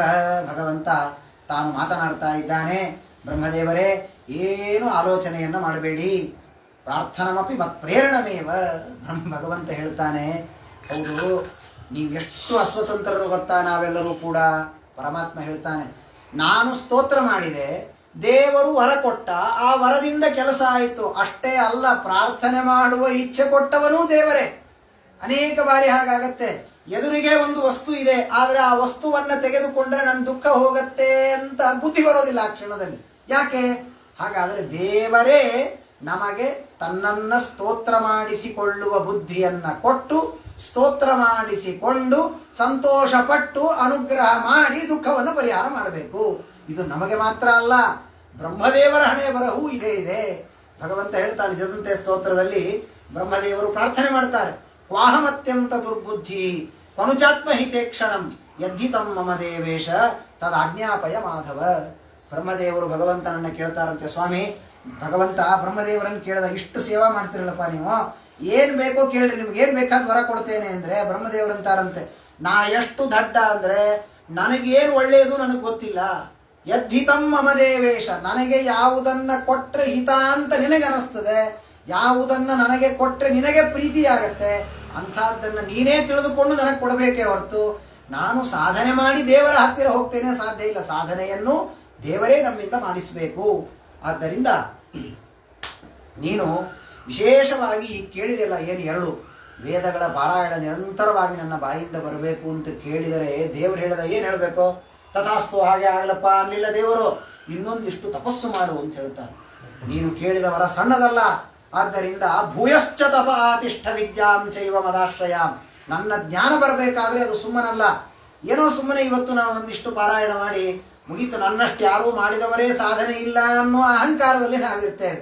ಆದರೆ ದೇವರ ಹೊಟ್ಟೆಯಿಂದ ಹುಟ್ಟುವ ಮಹಾಪುಣ್ಯವನ್ನ ಮಾಡಿದ ಮಹಾನುಭಾವರು ಬ್ರಹ್ಮದೇವರು ಅಷ್ಟು ಸಾಲದೆ ದೇವರ ದರ್ಶನವನ್ನ ಮಾಡಲಿಕ್ಕೆ ಪ್ರಾರ್ಥನೆ ಮಾಡಿದ್ದಾರೆ, ಸ್ತೋತ್ರ ಮಾಡಿದ್ದಾರೆ. ದೇವರು ಎದುರಿಗೆ ನಿಂತಿದ್ದಾನೆ.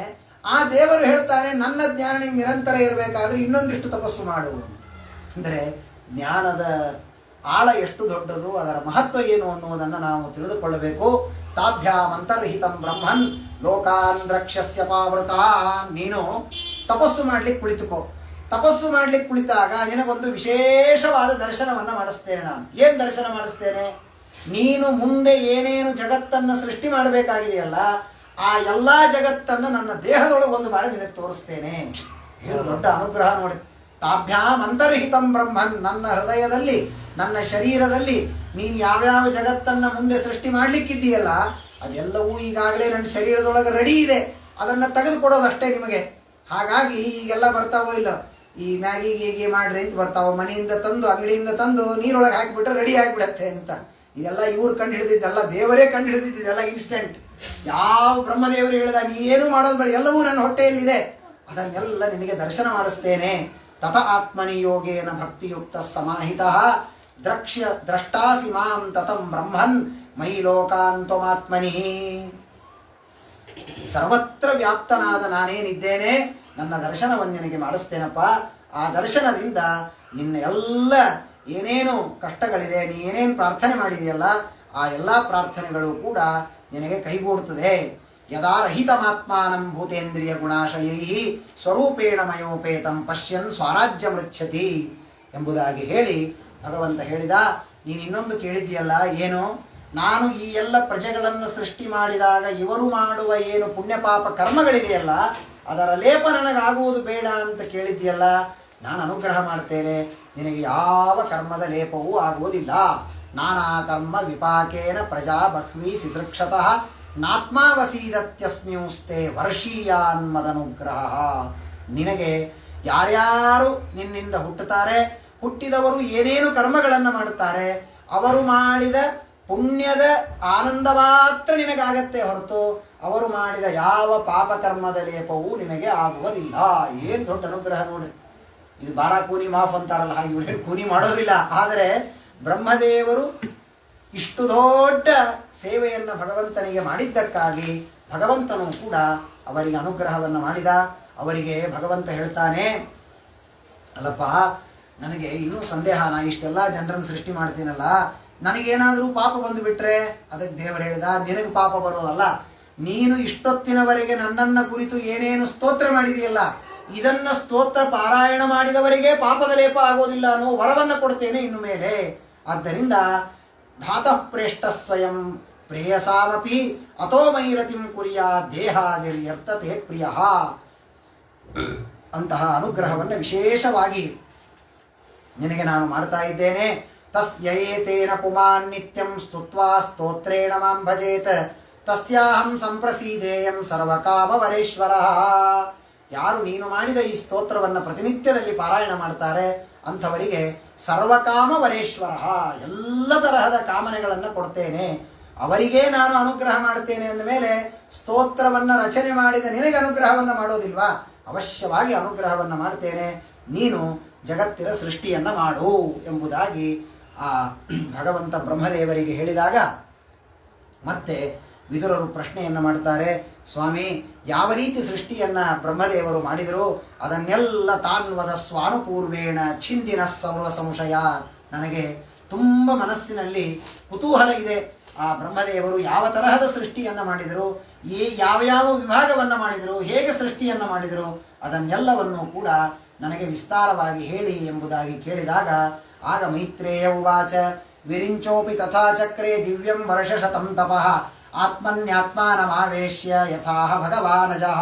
ಬ್ರಹ್ಮದೇವರು ಭಗವಂತನ ಅಪ್ಪಣೆಯಂತೆ ಮತ್ತೆ ಒಂದು 100 ವರ್ಷ ಮನುಷ್ಯಮಾನದಿಂದ ಒಂದು 100 ವರ್ಷ ತಪಸ್ಸನ್ನು ಮಾಡಿದ್ದಾರೆ. ತಪಸ್ಸನ್ನು ಮಾಡಿ ಆ ಜಗತ್ತನ್ನ ಸೃಷ್ಟಿ ಮಾಡಬೇಕು ಅಂತ ಸಂಕಲ್ಪವನ್ನು ಮಾಡಿದರು.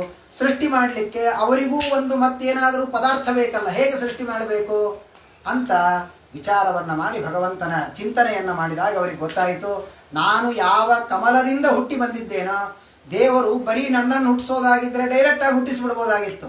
ಕಮಲವನ್ನ ಸೃಷ್ಟಿಸಿ ಕಮಲದಲ್ಲಿ ನನ್ನನ್ನು ಸೃಷ್ಟಿಸಿದ. ಅದರ ಅರ್ಥ ಏನು, ಈ ಕಮಲದಿಂದ ನೀನು ಮುಂದೆ ಜಗತ್ತಿನ ಸೃಷ್ಟಿಯನ್ನ ಮಾಡುವಂತ ದೇವರು ನನಗೆ ಆಜ್ಞೆಯನ್ನ ಮಾಡಿದ್ದಾನೆ ಎಂಬುದಾಗಿ ತಿಳಿದುಕೊಂಡು ಪದ್ಮಕೋಶಂ ತದಾ ವಿಶ್ವ ಭಗವಾನ್ ಕರ್ಮಚೋದಿತ ಏಕಂ ವ್ಯಭಾಂಕ್ಷಿ ದುರುಧಾ ತ್ರಿಧಾ ಭಾವ್ಯ ದ್ವಿಸಪ್ತಧಾ.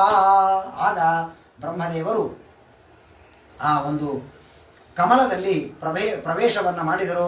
ಪ್ರವೇಶವನ್ನ ಮಾಡಿ ಅದರಲ್ಲಿ 3 ವಿಭಾಗಗಳನ್ನು ಮಾಡಿದರು. 1 ತ್ರಿಧಾ ಭಾವ್ಯ ದ್ವಿಸಪ್ತಧಾ, ಹೀಗೆ ಅನೇಕ ವಿಭಾಗಗಳನ್ನು ಅದರಲ್ಲಿ ಮಾಡಿದ್ದಾರೆ.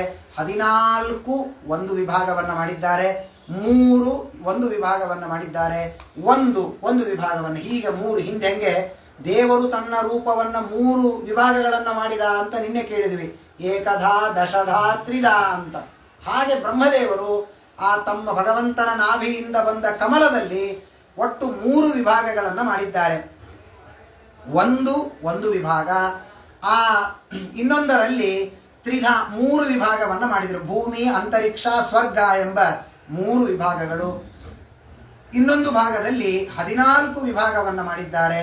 ಅದೇ 14 ಚತುರ್ದಶ ಭುವನ, 14 ಲೋಕಗಳನ್ನ ಸೃಷ್ಟಿಯನ್ನ ಮಾಡಿದ್ದಾರೆ ಬ್ರಹ್ಮದೇವರು. ಏತಾವಾನ್ ಜೀವಲೋಕಸ್ಯ ಸಂಸ್ಥಾಭೇದ ಸಮಾಸತಃ ಧರ್ಮಸ್ಯ ಹ್ಯನಿಮಿತ್ತಸ್ಯ ವಿಪಾಕಃ ಪರಮೇಷ್ಠಿನಃ. ಇಷ್ಟು ದೊಡ್ಡ ಜಗತ್ತನ್ನು ಸೃಷ್ಟಿ ಮಾಡ್ತಾರಲ್ಲ ಬ್ರಹ್ಮದೇವರು. ಒಂದು ಸಣ್ಣ ಏನೋ ಯಾರೋ ಒಂದು 4 ಹೂ ತಂದು ಕೊಟ್ಟಿದ್ರು, ದೇವ್ರ ಪೂಜಾಕ್ಕೆ ಅಂತ 4 ಹೂ ಕಟ್ಟಿ ಒಂದು ಹಾರ ಮಾಡಿ ಕೊಟ್ವಿ, ಒಂದು ಪುಣ್ಯ ಬಂತು. ಏನೋ ಯಾರೋ ದೇವ್ರ ಕಸ ಹುಡುಗ್ರಿ ಅಂದ್ರು, ಕಸ ಹುಡುಗಿದ್ವಿ. ಅಲ್ಲಿ ಒಬ್ರು ಯಾರೋ ಆಚಾರ ದೇವ್ರ ಪೂಜೆ ಮಾಡಿದ್ರೆ, ಹಾಗಾದ್ರೆ ಅವರು ಮಾಡುವ ದೇವರ ಪೂಜೆಗೆ ಅನುಕೂಲ ಮಾಡಿ ಕೊಟ್ಟಿದ್ದಕ್ಕೆ ನಮಗೊಂದು ಸಣ್ಣ ಪುಣ್ಯ. ಯಾರಿಗೋ ದೇವರ ಪೂಜೆ ಮಾಡ್ಲಿಕ್ಕೆ ಬಟ್ಟೆ ಒಣ ಹಾಕಿದ್ವಿ, ಇನ್ನೊಂದು ಮಾಡಿದ್ವಿ, ಅನ್ನದಾನ ಮಾಡಿದ್ವಿ, ಸೇವೆ ಮಾಡಿದ್ವಿ, ಯಾವುದೋ ಒಂದು ರೀತಿ ಸಜ್ಜನರು ಮಾಡುವ ಸತ್ಕರ್ಮಕ್ಕೆ ಅನುಕೂಲ ಮಾಡಿದ್ದಕ್ಕೆ ನಮಗೊಂದು ಪುಣ್ಯ. ಹಾಗೆ ಮೈತ್ರೇಯರಿಗೆ ವಿದುರ ಕೇಳುತ್ತಾನೆ, ಬ್ರಹ್ಮದೇವರಿಗೆ ಇಷ್ಟೆಲ್ಲ ಜನರನ್ನ ಬಿಟ್ಟು ಜಗತ್ತಿನ ಸೃಷ್ಟಿ ಎಂಬ ದೊಡ್ಡ ಜವಾಬ್ದಾರಿಯನ್ನ ಭಗವಂತ ಬ್ರಹ್ಮದೇವರಿಗೆ ಹೊರಿಸುವುದಕ್ಕೇನು ಕಾರಣ? ನೋಡಿ, ಮೂಲ ಪ್ರಶ್ನೆ ಅಲ್ವಾ. ವಿದುರ ಮೈತ್ರೇಯರಿಗೆ ಕೇಳಿದ ಇಷ್ಟು ದೊಡ್ಡ ಜವಾಬ್ದಾರಿಯನ್ನ, ಸ್ವಲ್ಪ ಯಾವಾಗಲೂ ಸಾಮಾನ್ಯ ತಾನೇ ಮಾಡಬೇಕಾದ ಕೆಲಸವನ್ನ, ಬಹಳ ಕ್ರಿಟಿಕಲ್ ಇರುವಾಗ ತಾನೇ ಮಾಡಬೇಕಾದ ಕೆಲಸವನ್ನ ಒಬ್ಬರಿಗೆ ಒಪ್ಪಿಸ್ತಾನೆ ಅಂದ್ರೆ ಅವ್ರು ಎಂಥವರಾಗಿರಬೇಕು, ತಮಗೆ ತುಂಬ ಬೇಕಾದವರಾಗಿ ನನ್ನ ಹಾಗೆ ಕೆಲಸ ಮಾಡುತ್ತಾನೆ ಎನ್ನುವ ವಿಶ್ವಾಸ ಇದ್ದವನಾದ್ರೆ ಒಪ್ಪಿಸ್ತಾರೆ ಜವಾಬ್ದಾರಿಯನ್ನು. ಹಾಗೆ ಮೈತ್ರೇಯರು ಉತ್ತರವನ್ನು ಕೊಡ್ತಾರೆ, ಇಷ್ಟು ದೊಡ್ಡ ಜಗತ್ತನ್ನ ಸೃಷ್ಟಿ ಮಾಡುವ ಮಹಾ ಸತ್ಕರ್ಮವನ್ನ ಮಾಡುವ ಸೌಭಾಗ್ಯವನ್ನ ಬ್ರಹ್ಮದೇವರು ಪಡೆದಿದ್ದಾರಲ್ಲ, ಯಾಕೆ? ಅನಿಮಿತ್ತಸ್ಯ ವಿಪಾಕ ಪರಮೇಷ್ಠಿನಃ. ಅವರಿಗೆ ಏನ್ರಿ, ಅವರಿಗಿರುವ ಸೋರ್ಸ್ ಏನು? ಸಾಮಾನ್ಯ ಒಂದು ದೊಡ್ಡ ರೋಡಿನ ಕಾಂಟ್ರಾಕ್ಟ್ ತಗೋಬೇಕಾದ್ರೆ ಬಹಳ ಇನ್ಫ್ಲುಯೆನ್ಸ್ ಇರಬೇಕು, ಕೊಡ್ಲಿಕ್ಕೆ ಬಹಳ ದುಡ್ಡು ಇರಬೇಕು, ಇಷ್ಟೆಲ್ಲ ಅನುಕೂಲತೆಗಳಿರ್ಬೇಕಾಗತ್ತೆ. ಇಷ್ಟು ದೊಡ್ಡ ಜಗತ್ತಿನ ಕಾಂಟ್ರಾಕ್ಟ್ ಅನ್ನ ಭಗವಂತನಿಂದ ಬ್ರಹ್ಮದೇವರು ಪಡೀತಾ ಇದ್ದಾರೆ. ಹಾಗಾದ್ರೆ ಅವರಿಗಿದ್ದ ಸೋರ್ಸ್ ಏನು? ಧರ್ಮಸ್ಯ ಹ್ಯನಿಮಿತ್ತಸ್ಯ. ಬಹಳ ಆಶ್ಚರ್ಯ ಅನಿಸುತ್ತೆ. ಬ್ರಹ್ಮದೇವರಲ್ಲಿರುವ ದೊಡ್ಡ ದುಡ್ಡು ಸಂಪತ್ತು ಏನಪ್ಪಾ ಅಂದ್ರೆ, ಅವರು ಅನಾದಿ ಕಾಲದಿಂದ ಭಗವಂತನಲ್ಲಿ ಮಾಡಿದ ನಿರ್ವ್ಯಾಜವಾದ ಭಕ್ತಿ. ಆ ಭಕ್ತಿಯಿಂದ ದೇವರು ಪ್ರಸನ್ನನಾಗಿ ಕೊಟ್ಟ ದೊಡ್ಡ ಅನುಗ್ರಹ ಏನು ಅಂದ್ರೆ, ಜಗತ್ ಸೃಷ್ಟಿ ಮಾಡುವ ದೊಡ್ಡ ಜವಾಬ್ದಾರಿ. ಧರ್ಮಸ್ಯ ಹ್ಯನಿಮಿತ್ತಸ್ಯ ವಿಪಾಕ ಪರಮೇಷ್ಠಿನಃ. ಅನಾದಿ ಕಾಲದಿಂದ ಬ್ರಹ್ಮದೇವರು ಪುಣ್ಯವನ್ನ ಮಾಡ್ತಾ ಬಂದಿದ್ದಾರೆ. ಬಂದು ಇವತ್ತು ಬ್ರಹ್ಮ ಪದವಿಗೆ ಬಂದಿದ್ದಾರೆ. ಇವತ್ತು ಬ್ರಹ್ಮ ಪದವಿಗೆ ಬಂದಾಗ ಅವರಿಗೆ ಜಗತ್ತನ್ನು ಸೃಷ್ಟಿ ಮಾಡುವ ಜವಾಬ್ದಾರಿ ಬಂದಿದೆ. ಯಾಕೆ ಕೊಟ್ರು? ಏನೋ ಈ ಪದವಿಗೆ ಬಂದವರಿಗೆಲ್ಲ ಕೊಡ್ತಾರೆ, ಇದೇ ಕೆಲಸ ಮಾಡಬೇಕು, ಮಾಡಿದ್ದಾರೆ ಅಲ್ಲ. ಈ ಪದವಿಗೆ ಬಂದವರಿಗೆ ಈ ಕೆಲಸ ಕೊಡೋದಕ್ಕೆ ಕಾರಣ ಏನು ಅಂದ್ರೆ ಅವರು ದೇವರಲ್ಲಿ ಮಾಡಿದ ನಿಷ್ಕಾಮವಾದ ಭಕ್ತಿ. ಆ ಭಕ್ತಿಯ ಪರಿಪಾಕ ಏನು ಅಂದ್ರೆ ಇಷ್ಟು ದೊಡ್ಡ ಜಗತ್ತನ್ನ, ಜೀವಲೋಕವನ್ನು ಸೃಷ್ಟಿ ಮಾಡುವ ಮಹಾ ಸೌಭಾಗ್ಯ. ಹಾಗಾದ್ರೆ ಬ್ರಹ್ಮದೇವರ ಸಾಧನೆ ಎಷ್ಟು ದೊಡ್ಡದು ಅನ್ನುವುದನ್ನ ಬಹಳ ಸುಂದರವಾಗಿ ಆ ಮೈತ್ರೇಯರು ವಿದುರನಿಗೆ ಉಪದೇಶವನ್ನು ಮಾಡ್ತಾ ಇದ್ದಾರೆ. ಹೀಗೆ ಜಗತ್ತಿನ ಸೃಷ್ಟಿಯನ್ನ ಮಾಡುವಂತಹ ಬ್ರಹ್ಮದೇವರು ಒಟ್ಟು 9 ವಿಧವಾದ ಸೃಷ್ಟಿಯನ್ನ ಮಾಡಿದರು ಎಂಬುದಾಗಿ ತಿಳಿಸಿಕೊಡ್ತಾರೆ. ನವವಿಧ ಸೃಷ್ಟಿ ಎಂಬುದಾಗಿ ಕರೀತಾರೆ. 9 ವಿಧವಾದ ಸೃಷ್ಟಿ, ಅದರಲ್ಲಿ 2 ಪ್ರಾಕೃತ ಹಾಗೂ ವೈಕೃತ ಅಂತ 2 ತರಹದ ಸೃಷ್ಟಿಗಳು. ಪ್ರಾಕೃತ ಸೃಷ್ಟಿ 6, ವೈಕೃತ ಸೃಷ್ಟಿ 3, ಹೀಗೆ ಒಟ್ಟು 9 ತರಹದ ಸೃಷ್ಟಿಗಳನ್ನ ಬ್ರಹ್ಮದೇವರು ಮಾಡ್ತಾರೆ ಎಂಬುದಾಗಿ ತಿಳಿಸಿಕೊಡ್ತಾರೆ. ಗುಣವ್ಯತಿಕರಾಕಾರೋ ನಿರ್ವಿಶೇಷೋ ಪ್ರತಿಷ್ಠಿತ ಪುರುಷಸ್ತದುಪಾದಾನಂ ಆತ್ಮಾನಂ ಲೀಲಯಾ ಸೃಜತ. ಹೀಗೆ ಒಂದೊಂದು ಸೃಷ್ಟಿಯನ್ನ ಹೇಳ್ತಾರೆ. ಮಹತ್ತತ್ವದ ಸೃಷ್ಟಿಯನ್ನ ಬ್ರಹ್ಮದೇವರು ಮಾಡಿದರು, ಅದು ಮೊದಲನೆಯ ಸೃಷ್ಟಿ. ಎರಡನೇದಾಗಿ ಆ ನವವಿಧವಾದಂತಹ ಸೃಷ್ಟಿಯಲ್ಲಿ ಪ್ರಾಕೃತೋ ವೈಕೃತಶ್ಚ ಸಹ ಆದ್ಯಸ್ತು ಮಹತಸ್ಸರ್ಗ ಗುಣವೈಷಮ್ಯ ನಾಮಕಃ. ಆ ಜಗತ್ತಿನ ಸೃಷ್ಟಿಯನ್ನೇನು ಮಾಡುತ್ತಾರೆ ಮಹತ್ತತ್ವದಿಂದ, ಅದನ್ನ ಮೊದಲನೆಯ ಪ್ರಾಕೃತ ಸೃಷ್ಟಿ ಎಂಬುದಾಗಿ ಕರೆಯುತ್ತಾರೆ. ದ್ವಿತೀಯ ಸ್ವಹಮಸ್ತತ್ರ ದ್ರವ್ಯಜ್ಞಾನ ಕ್ರಿಯಾದಯ. ಎರಡನೆಯದಾಗಿ ಅಹಂಕಾರ ತತ್ವದ ಸೃಷ್ಟಿ. ಮೂರನೆಯದಾಗಿ ಪಂಚಮಹಾಭೂತಗಳು. ಚತುರ್ಥ ಐಂದ್ರಿಯ ಸರ್ಗ, ಇಂದ್ರಿಯ ದೇವತೆಗಳ ಸೃಷ್ಟಿ. ಐದನೆಯದಾಗಿ ಮನಸ್ಸು, ನಮ್ಮೆಲ್ಲರ ಮನಸ್ಸನ್ನು ಸೃಷ್ಟಿ ಮಾಡಿದ್ದಾರೆ. ಹೀಗೆ ಆ ಎಲ್ಲ 6 ತರಹದ. ಷಷ್ಠಸ್ತು ತಮಸಸ್ಸರ್ಗ ಯಸ್ತ್ವ ಬುದ್ಧಿಕೃತ ಪ್ರಭೋ, ತಮಸ್ಸನ್ನ ಸೃಷ್ಟಿ ಮಾಡಿದ್ದಾರೆ. ಹೀಗೆ 6 ವಿಧವಾದದ್ದು ಪ್ರಾಕೃತ ಸೃಷ್ಟಿ. ಇನ್ನು ವೈಕೃತವಾದಂತಹ ಸೃಷ್ಟಿ ಯಾವುದಪ್ಪ ಅಂತಂದ್ರೆ, ಆ ವೈಕೃತವಾದಂತಹ ಸೃಷ್ಟಿಯನ್ನ, ಬಹಳ ದೊಡ್ಡದಾದಂತಹ ಸೃಷ್ಟಿಯನ್ನ ತಿಳಿಸಿಕೊಡ್ತಾರೆ. ರಜೋಭಾಜೋ ಭಗವತಃ ಲೀಲೇಯಂ ಹರಿಮೇಧಸಃ ಸಪ್ತಮೋ ಮುಖ್ಯ ಸರ್ಗಸ್ತು ಷಡ್ವಿಧಸ್ತಸ್ತು ಶಾಂಚಯ. ಇನ್ನು 3 ಸೃಷ್ಟಿಗಳು ವೈಕೃತ ಸೃಷ್ಟಿ ಅಂತ ಕರೀತಾರೆ. ಆ ವೈಕೃತ ಸೃಷ್ಟಿಯಲ್ಲಿ ಮೊದಲನೇದು ಯಾವುದಪ್ಪ ಅಂತಂದ್ರೆ, ಆ ಮೊದಲನೆಯ ಸಪ್ತಮೋ ಮುಖ್ಯ ಸೃಷ್ಟಿ ಎಂಬುದಾಗಿ ಅದನ್ನು ಕರೀತಾರೆ. ಅಥವಾ ಉತ್ಸ್ರೋತಸ್ ಎಂಬುದಾಗಿಯೂ ಕೂಡ, ಮುಖ್ಯ ಸ್ರೋತಸ್ ಎಂಬುದಾಗಿಯೂ ಕರೀತಾರೆ. ಅದರಲ್ಲಿ 6 ಭಾಗಗಳಿದೆ, 6 ತರಹದ ಗಿಡಗಳ ಸೃಷ್ಟಿ. ಉತ್ಸ್ರೋತಸ್ ಅಂದ್ರೇನು? ಒಟ್ಟು 3 ವಿಧವಾದ ಸೃಷ್ಟಿ ಇದೆ ಇದು ವೈಕೃತ.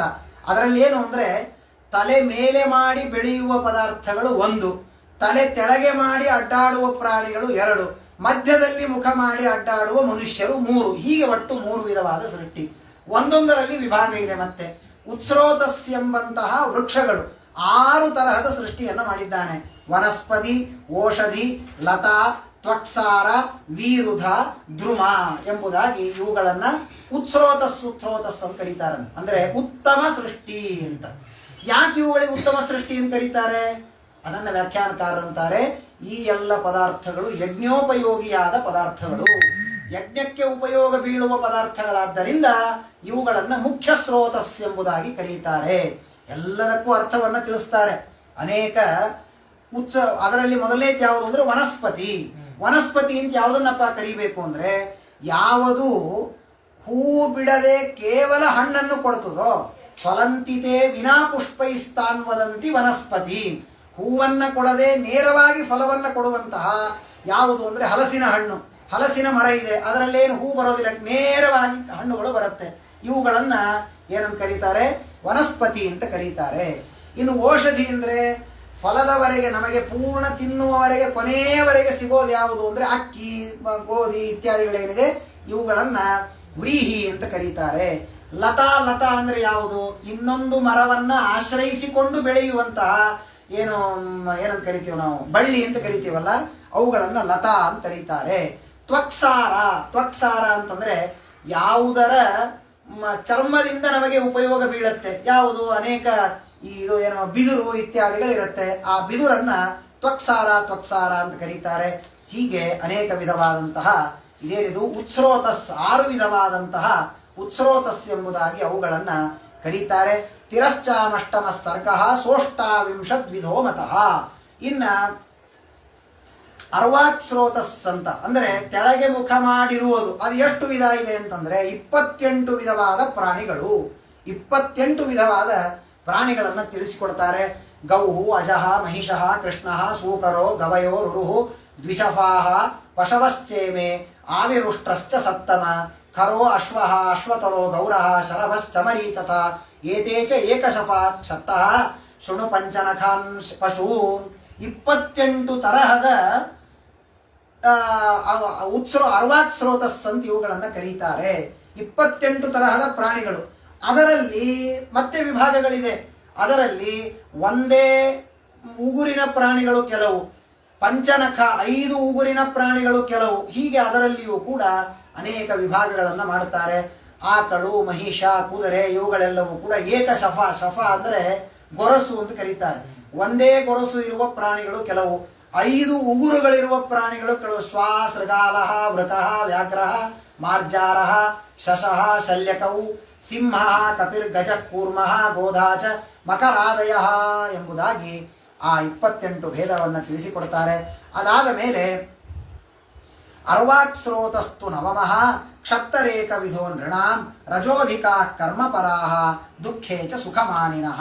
ಇನ್ನು ಕೊನೆಯದಾಗಿ ಇರೋದು ಯಾವುದು ಅಂದ್ರೆ ಅರ್ವಾಕ್ ಸ್ರೋತಸ್. ಅರ್ವಾಕ್ ಸ್ರೋತಸ್ ಅಂದ್ರೆ ತೆಳಗೂ ಅಲ್ಲ ಮೇಲೂ ಅಲ್ಲ, ಮಧ್ಯದಲ್ಲಿ ಮುಖ ಮಾಡಿಕೊಂಡಿರುವ ಜೀವರಾಶಿಗಳು ಅಂದ್ರೆ ನಾವೇ ಮನುಷ್ಯರು.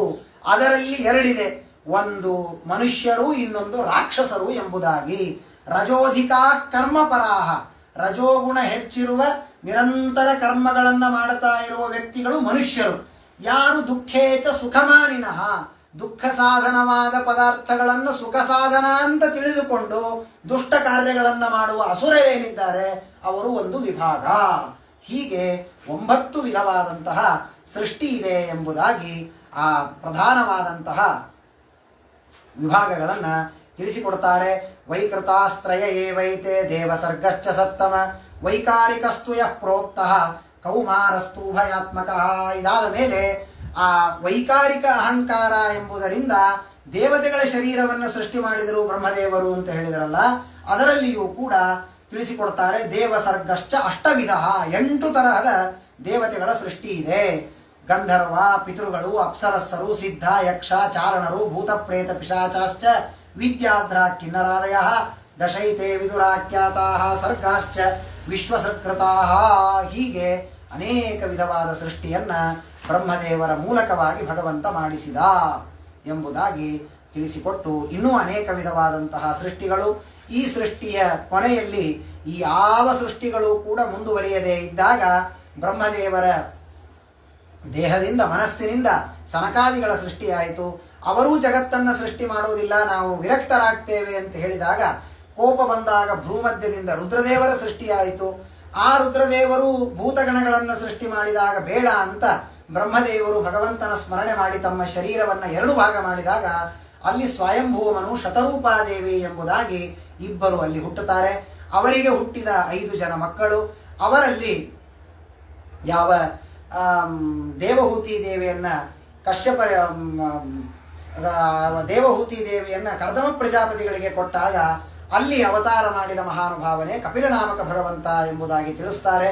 ಆ ಕಪಿಲನಾಮಕ ಭಗವಂತ ತಾಯಿಗೆ ಮಾಡಿದಂತಹ ವಿಸ್ತಾರವಾದ ಉಪಾಖ್ಯಾನ ಕಪಿಲೋಪಾಖ್ಯಾನ ಎಂಬುದಾಗಿ ಅದನ್ನು ನಾಳೆಯ ದಿವಸ ತಿಳಿದು ಈ ಪುರಾಣವನ್ನ ಮಂಗಲ ಮಾಡೋಣ. ಹರಯೇ ನಮಃ.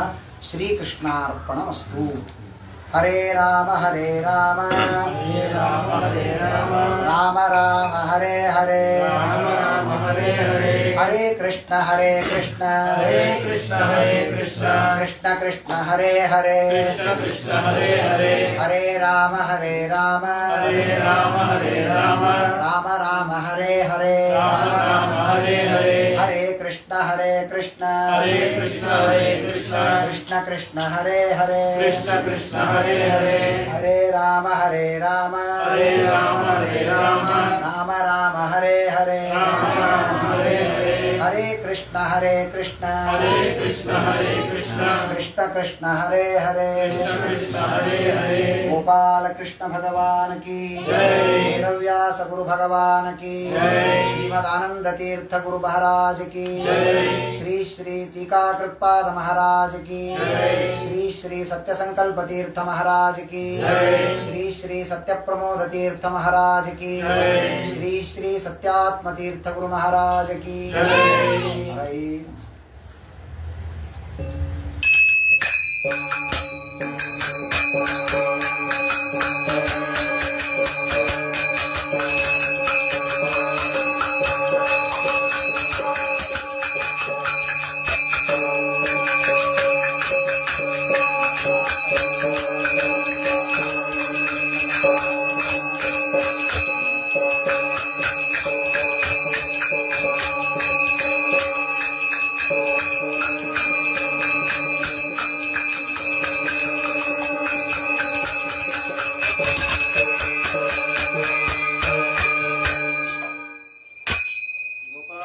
भगवान की